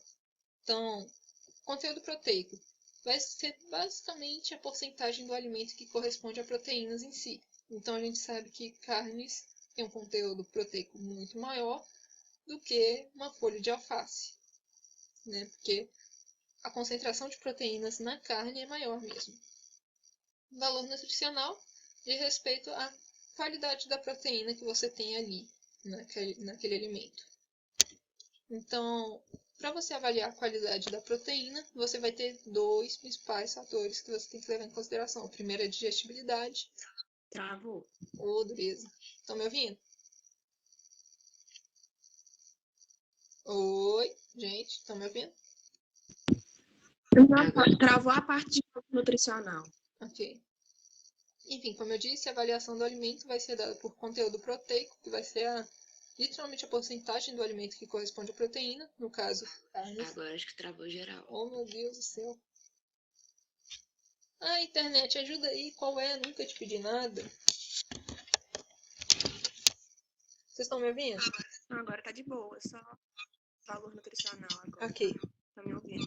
Tá me ouvindo. Como eu tinha dito, alimento é avaliado por conteúdo proteico e valor nutricional. Conteúdo proteico é a porcentagem do alimento que corresponde a proteínas realmente. E valor nutricional vai ser basicamente a qualidade da proteína. E a qualidade da proteína ela vai ser dada por dois fatores. O primeiro é a digestibilidade, que diz respeito à quantidade da proteína que você ingere e que você vai absorver realmente. Ou seja, proteínas vegetais são muito mais difíceis de você digerir, né? Elas têm uma digestibilidade muito mais baixa por causa do aparelho celular dos vegetais, lá detalhes que eu não vou entrar agora, mas você vai estar ingerindo uma grande quantidade de proteína e que você vai absorver delas vai ser uma quantidade muito pequena. Já proteínas de origem animal, você vai estar consumindo uma grande quantidade e você vai absorver uma grande quantidade. Ok? É mais questão ali do sistema digestivo mesmo. E o outro fator é a composição. Como eu já tinha dito para vocês, todas as proteínas têm todos os 20 aminoácidos. Só que o que muda de uma para outra é a quantidade de cada aminoácido que você vai ter naquela proteína. Então, a gente viu ali dois aminoácidos, um chama glutamato, outro chama glutamina. Às vezes você vai ter proteína que vai ter mais glutamato do que glutamina, às vezes você vai ter proteína que vai ter mais glutamina do que glutamato. Então, assim, composição da proteína é algo que você tem que estar avaliando para você ter em mente de estar consumindo aqueles aminoácidos que você tem mais necessidade na sua alimentação. Então, no caso, primeiro você dá preferência aos aminoácidos que são essenciais, né, que são aqueles que a gente não produz, são aqueles que a gente tem que ingerir necessariamente, ou seja, aqueles 9 que a gente falou. E depois você dá preferência àqueles aminoácidos que, bom, são mais utilizados em, sei lá, síntese de células, né, formação de tecido ou coisa do tipo, né, sei lá, transcrição gênica, enfim. Ou então aqueles aminoácidos que você tem dificuldade para ter eles na sua alimentação. Então, digamos que uma pessoa ela consome muito arroz, mas não consome praticamente nenhum feijão. Aquela proteína que está ali no feijão, né? Aqueles aminoácidos daquela proteína que estão ali no feijão, você tem que se preocupar em estar consumindo eles. Se não for no feijão, vai ser em outros alimentos para você ter todos os aminoácidos do seu organismo. Entendeu? Então, aqui eu já dei spoiler, né? Questão do arroz e feijão. Para quem tem dietas que são mais deficientes em proteínas, né? Então, ou tem mais dificuldade para ter as proteínas no organismo, então, assim, dietas vegetarianas, por exemplo, precisam estar comendo uma gama, né, uma variedade muito maior de alimentos para poder ter à disposição todos aqueles aminoácidos que a gente necessita. Ok? Tudo certo até agora, gente? Eu buguei um pouquinho. Qual que é o conceito da composição? Composição é base. Como eu tinha falado, todas as proteínas têm todos os 20 aminoácidos. Não tem como você formar uma proteína sem ter os 20 aminoácidos. Só que a quantidade de cada aminoácido varia de proteína para outra. Então, você vai ter que, assim, proteínas de origem animal, elas vão ter muitos mais aminoácidos essenciais do que proteínas de origem vegetal. E proteínas de origem vegetal, elas podem até ter os aminoácidos essenciais, mas às vezes vai ser assim, o arroz vai ter uma vitamina essencial, o arroz vai ter um aminoácido essencial, o feijão vai ter outro aminoácido que é essencial, entendeu? Então, a quantidade de cada um varia. Mesmo que tenha todos os 20, a quantidade de cada aminoácido varia dentro da proteína, entendeu? Então, vamos usar aqui o conceito lá do álbum de figurinhas. Digamos que, sei lá, o João tenha 2 álbuns de figurinha e a Maria tenha 2 álbuns de figurinha também. Só que aí o João tem mais da figurinha X e a Maria tem mais figurinhas Y, entendeu?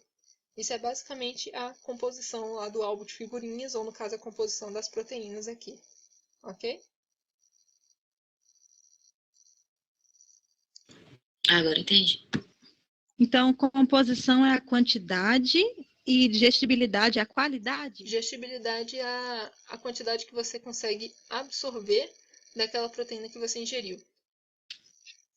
Sim, eu tenho uma proteína pequena e nessa proteína eu ingiro uma coisa em pouca quantidade, nela tem muita proteína. Tipo, Seria isso? se você ingerir pouco, quer dizer, se você ingerir muita proteína, mas o seu organismo absorver pouco, significa que a digestibilidade dessa proteína é baixa. Então é uma proteína que não tem um valor nutricional muito bom, entendeu? O ideal é que Entendi. o ideal é que aquela quantidade que você comeu, você absorva. Óbvio que isso não vai acontecer totalmente, né? Mesmo quem consome proteínas de origem animal, você não vai conseguir absorver todas as proteínas que estão ali na carne. Entendeu? É tipo essa carne que você tem que comer 8 gramas por quilo e o vegetal você tem que comer 1,4 gramas por quilo para conseguir a mesma proporção. É exatamente isso. Porque os vegetais, eles têm parede celular, certo? As células animais, elas não têm parede celular. A parede celular, ela é rica em lignina, celulose, um monte de outros trecos lá que a gente não consegue digerir. Então, acaba que para o nosso organismo ter acesso àquelas proteínas que estão dentro da parede celular da célula vegetal é muito difícil. Por isso que a gente precisa comer uma grande quantidade de vegetais, porque só uma parte deles que você vai conseguir absorver. O resto você vai excretar. Entendi. Entendeu? E aí, gente, alguma dúvida a mais?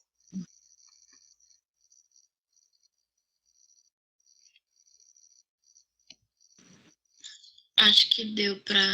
Eu acho, né? Não tô entendendo. Ok, então vamos para demanda energética. Essas partes aqui agora, não acho que elas são tão essenciais, mas ainda assim é importante ver. Demanda energética ainda tem um pouquinho de chance de cair na prova, viu?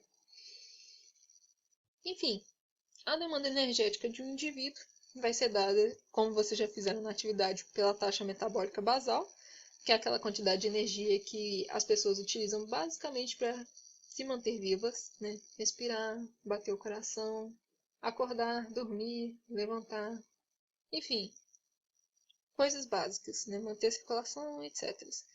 E o resto da demanda energética vai ser dado pelo gasto total da energia diária, ou seja, vai ser aquele gasto de energia que você tem para cada atividade que você realiza e o tempo que você realiza elas também. Então, a demanda energética se dá pela soma disso aqui tudo. Como eu já tinha dito para vocês, eu sou sedentário, então a minha demanda energética é muito baixinha. E aí a gente entra na questão do balanço energético. O balanço energético, né? O balanço nitrogenado, como a gente já tinha visto antes, o balanço nitrogenado ele tem assim um valor aproximado, né, constante praticamente pelo quilo, né, por quilo de peso. Ou seja, isso aqui, né, quantidade de proteínas que você deve ingerir por quilo por dia, né? Isso aqui é a quantidade de proteínas, isso aqui é o peso da pessoa, isso aqui é o dia. Enfim. No caso do balanço energético, você não tem esse valor constante. Por quê? Porque cada pessoa tem um metabolismo diferente. Tem umas pessoas que têm um metabolismo mais acelerado, tem umas pessoas que têm um metabolismo mais devagar. Então não tem como você dizer assim que a pessoa que, sei lá, não sei, mais magrinha, então tem que comer menos. Não, não tem isso, sabe? É cada um com seu metabolismo. Mas uma coisa que tem em comum entre o balanço energético e o equilíbrio nitrogenado, né, e o balanço nitrogenado, é que você tem que ter um equilíbrio dos dois. Então, assim, a quantidade de nitrogênio que você ingere, a quantidade que você excreta. Quantidade de energia, né, por assim dizer, a quantidade de calorias que você ingere, tem que ser a mesma quantidade que você consome no seu dia. Porque senão você vai ter ou questão de emagrecimento excessivo ou questão de obesidade. Entendeu? E o suprimento energético, né, na nossa alimentação, isso aqui é mais essencial para a atividade. Dificilmente ela vai cobrar, mas ainda assim, relembrando, carboidratos devem corresponder a 60% do nosso suprimento energético, lipídios a 25, 30% e proteínas 10 a 15%. Lembrando que os carboidratos eles são mais comuns e baratos, então é mais fácil das pessoas se alimentarem por eles, mas não quer dizer que é uma alimentação saudável. Lipídios, né? Alimentações com excesso de lipídios, ou seja, excesso de gordura, estão relacionados a doenças, né? Mais assim, como colesterol alto, essas coisas, mas lipídios ainda são essenciais. O ideal é que a gente comesse bem de lipídios, mas comesse daqueles que são bons, né? Então, abacate, azeite de oliva, enfim, peixe. E proteínas, né? A maioria dos alimentos tem baixo teor de proteínas, são os alimentos vegetais, e aqueles que têm alto teor de proteínas, que são os alimentos derivados de origem animal, eles são muito caros e inacessíveis para boa parte da população. Então, a gente tem aí a questão do problema socioeconômico envolvido com a nutrição também.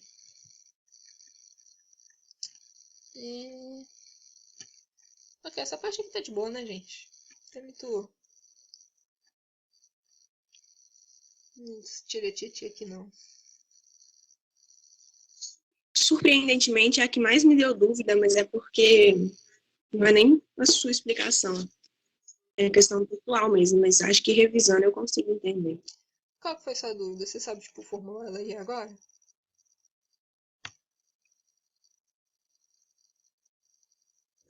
Ah, não, é basicamente tudo. Tipo assim, só essa parte de demanda energética.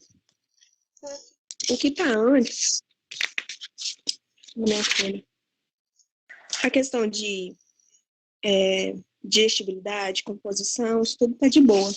Agora, quando chega nisso de ingestão por dia e gramas, Não, que é mais difícil pra mim, mas eu não consigo. preocupa com isso, não. Ela não vai cobrar, tipo, valores na prova, sabe? Dificilmente ela vai exigir que vocês lembrem que, bom, homens precisam de 180 quilocalorias por dia e mulheres 1.400, sabe? Tipo, ela não vai ficar cobrando valores. Ela só precisa que vocês entendam o que é uma taxa metabólica basal e que a demanda energética é a soma disso com o gasto diário de energia. Então, taxa metabólica basal vai ser a quantidade de energia que o indivíduo vai utilizar para viver, né, para sobreviver, ou seja, você utiliza energia para respirar, para bater o coração, para manter a circulação, para manter o seu cérebro funcionando. Então, assim, essa é a taxa metabólica basal, é todas aquelas funções que são vitais para o organismo. E o gasto energético é aquilo que você realiza de atividade. Então, se você vai correr uma maratona, você vai precisar gastar mais energia do que só a sua taxa metabólica basal. Então, você soma esses dois e você vai ter o gasto energético do dia, entendeu? É só isso. Pera, eu buguei, porque eu escrevi que a demanda energética é a taxa metabólica mais o gasto energético. Exato. E não é isso, Não, né? é isso. Ah, é isso? É mais o gasto Ah. energético do dia, entendeu? Ah, entendi. Beleza. Enfim. E o balanço energético, como já é intuitivo, né? Você tem que ter um balanço energético de estar consumindo a mesma quantidade que você gasta de calorias, senão vai ter sobrepeso ou vai ter emagrecimento excessivo.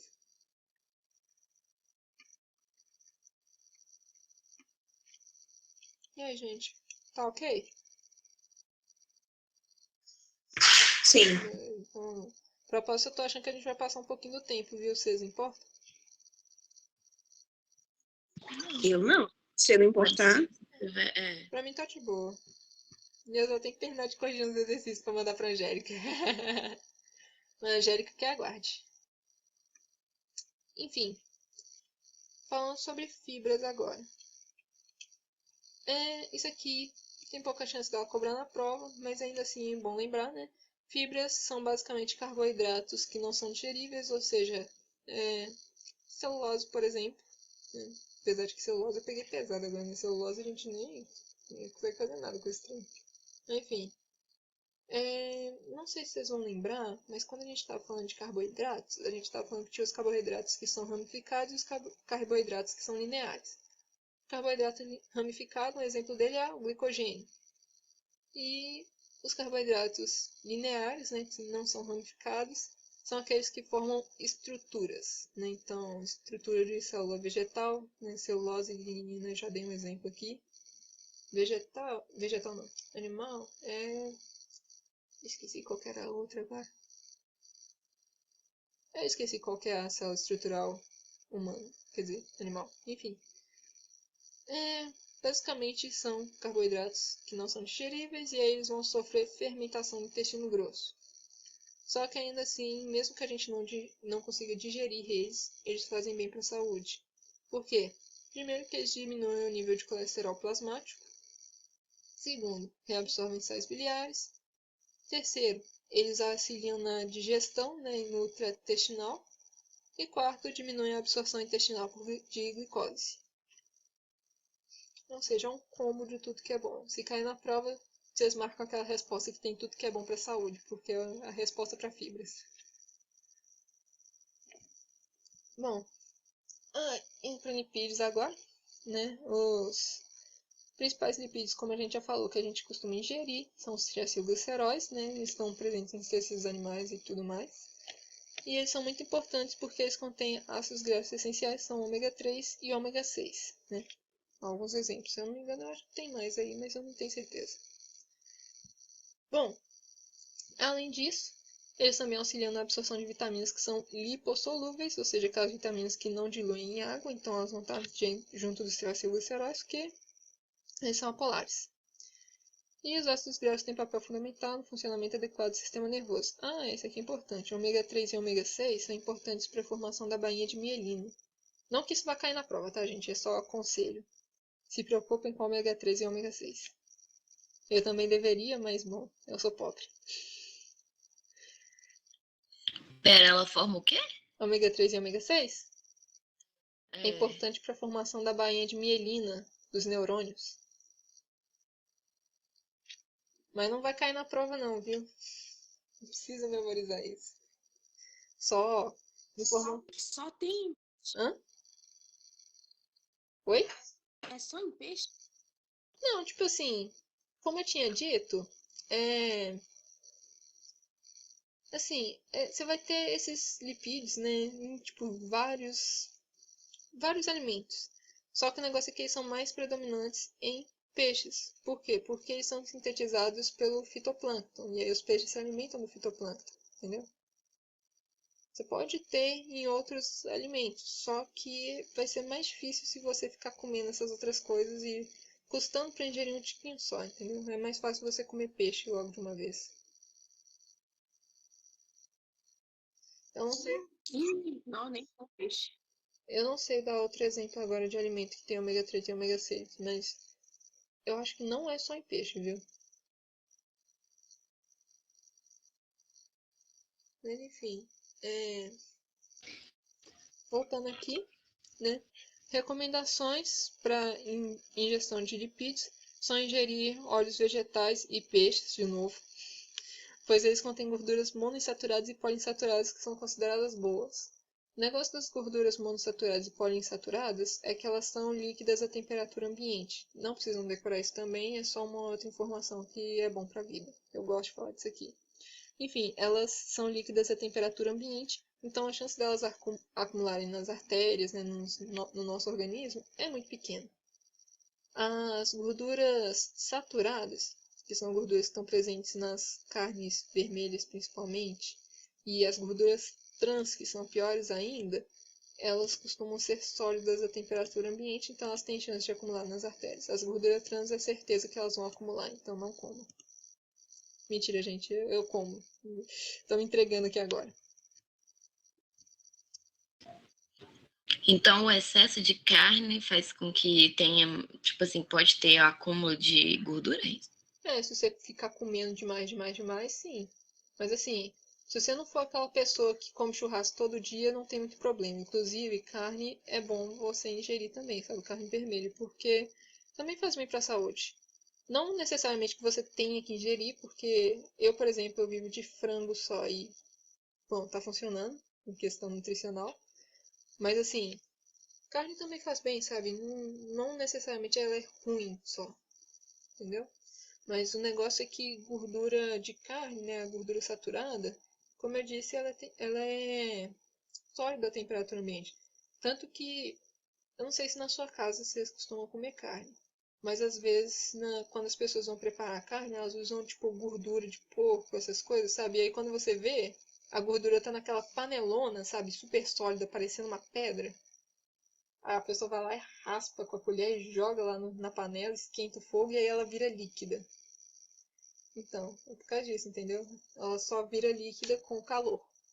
Então, a tendência de você ter ali um acúmulo de gordura saturada nas artérias é maior do que se você ingerir essas aqui, que são de óleos vegetais e de peixe. Entendeu? Entendi, tô chocada. Pois é. Entendi. As gorduras trans, elas são 1000 vezes pior do que as gorduras saturadas. Elas não vão ficar líquidas em nenhuma temperatura por nada, sabe? Não, mentira, elas ficam líquidas porque tudo tem temperatura de fusão, mas você nunca vai conseguir chegar na temperatura em que elas ficam líquidas. Então é certeza que elas vão acumular nas artérias. Gorduras trans estão presentes em margarina, batata frita, salgadinho, alguns biscoitos. Tudo de ruim e gostoso.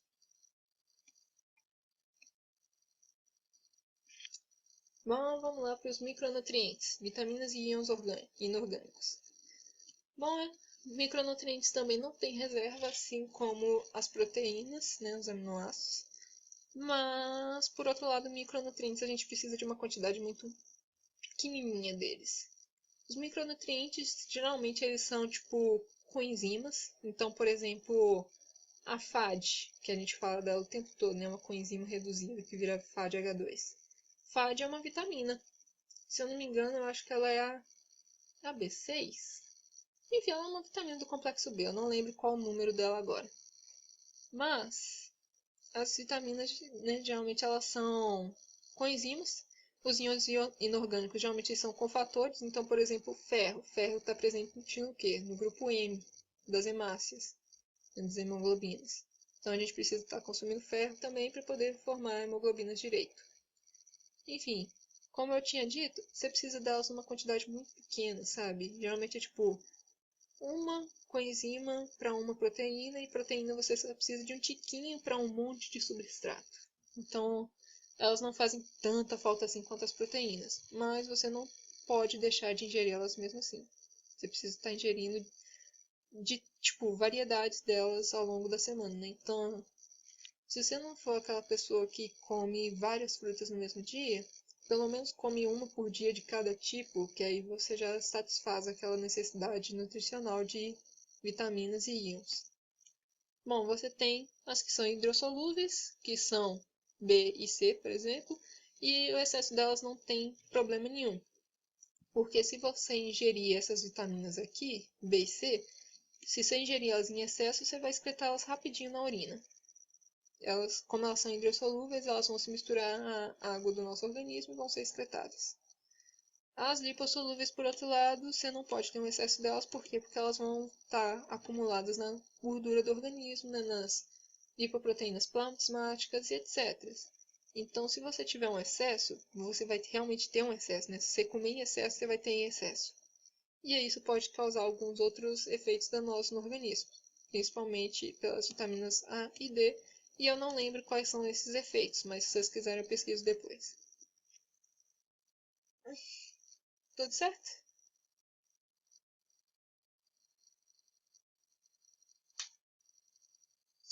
Sim. Essas questões aqui de vitaminas, como eu tinha dito, pouca chance dela cobrar. Tudo que não tá grifado aqui, gente, eu acho que tem pouca chance dela cobrar, tá bom?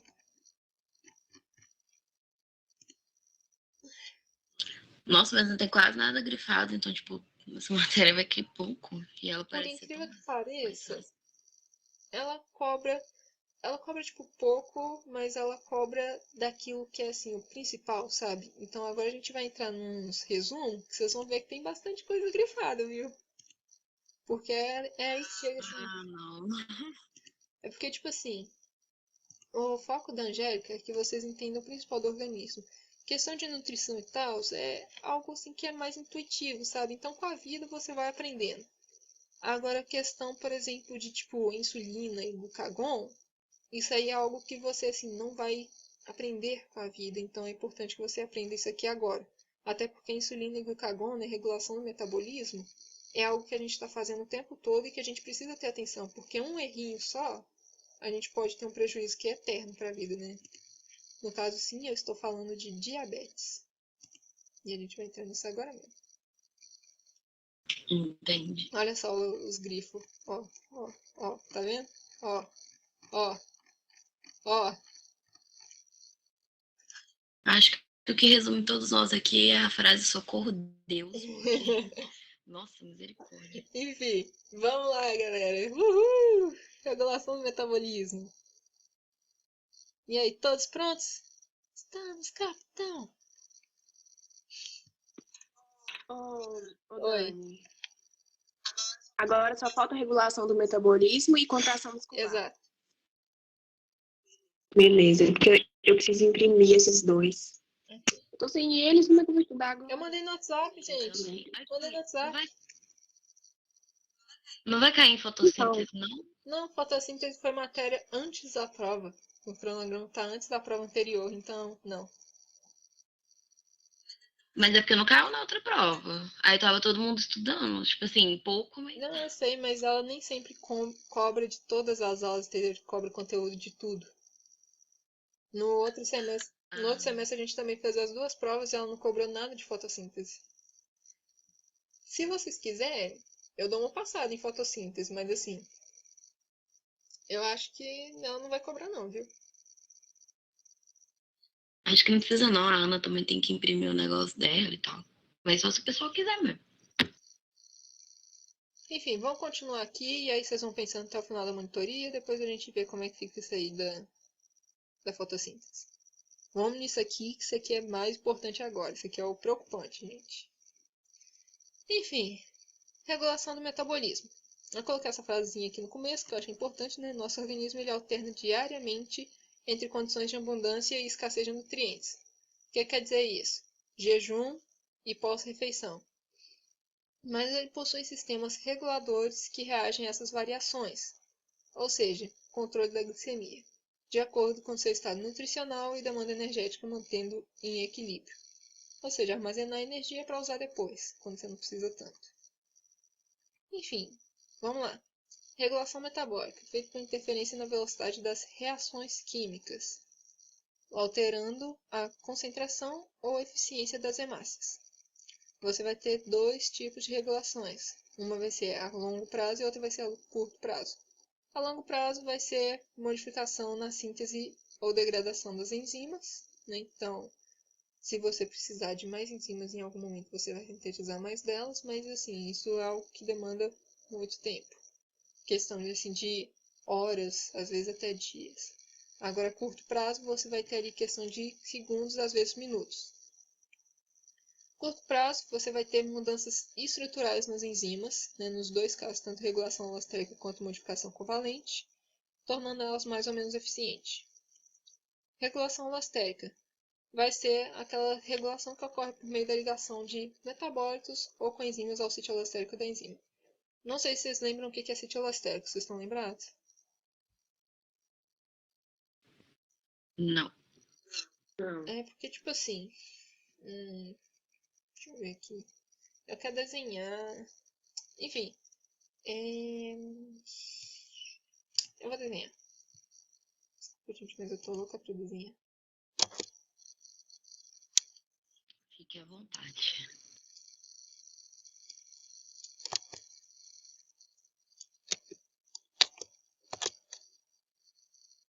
Ok, não tô conseguindo abrir o treco pra desenhar. Tá, deixa eu ver. Eu acho que tem opção no Teams, não tem? Eita, abriu. Nossa, gente, meu PC tá muito travado. Eu preciso formatar ele agora nas férias. Tá doido.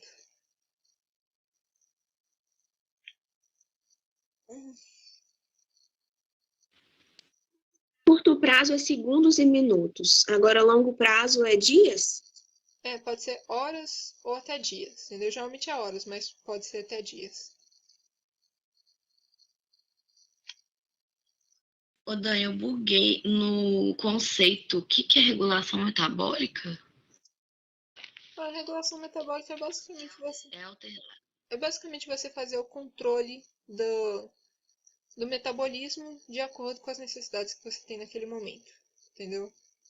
E aí você faz a regulação metabólica geralmente atingindo a velocidade das reações químicas, ou seja, você vai estar agindo como é que fala? Nas enzimas, sabe? Nos catalisadores. Enfim, regulação metabólica é basicamente você controlar o metabolismo de acordo com aquilo que você está necessitando no momento.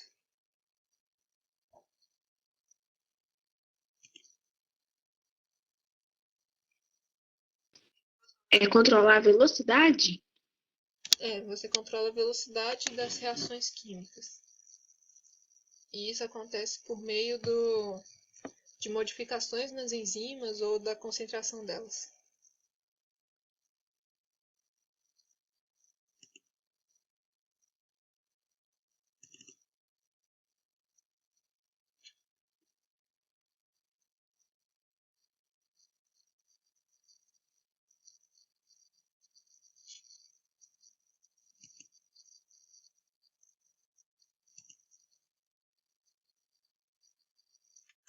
Aí a longo prazo é o quê?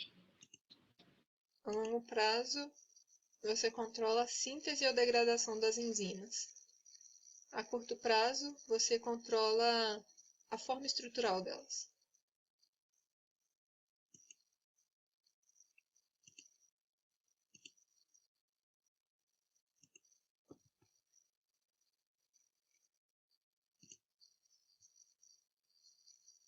Eu vou deixar transmitido aqui por enquanto o meu resumo, enquanto o meu computador não resolve abrir esse treco aqui. Ô, Dragon, compartilhei o treco errado. Pera.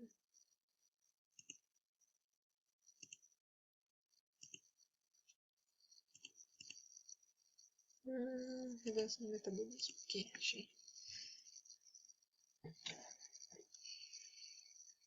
Ok, tá aqui, ó. Vamos lá, PC, colabora aí comigo.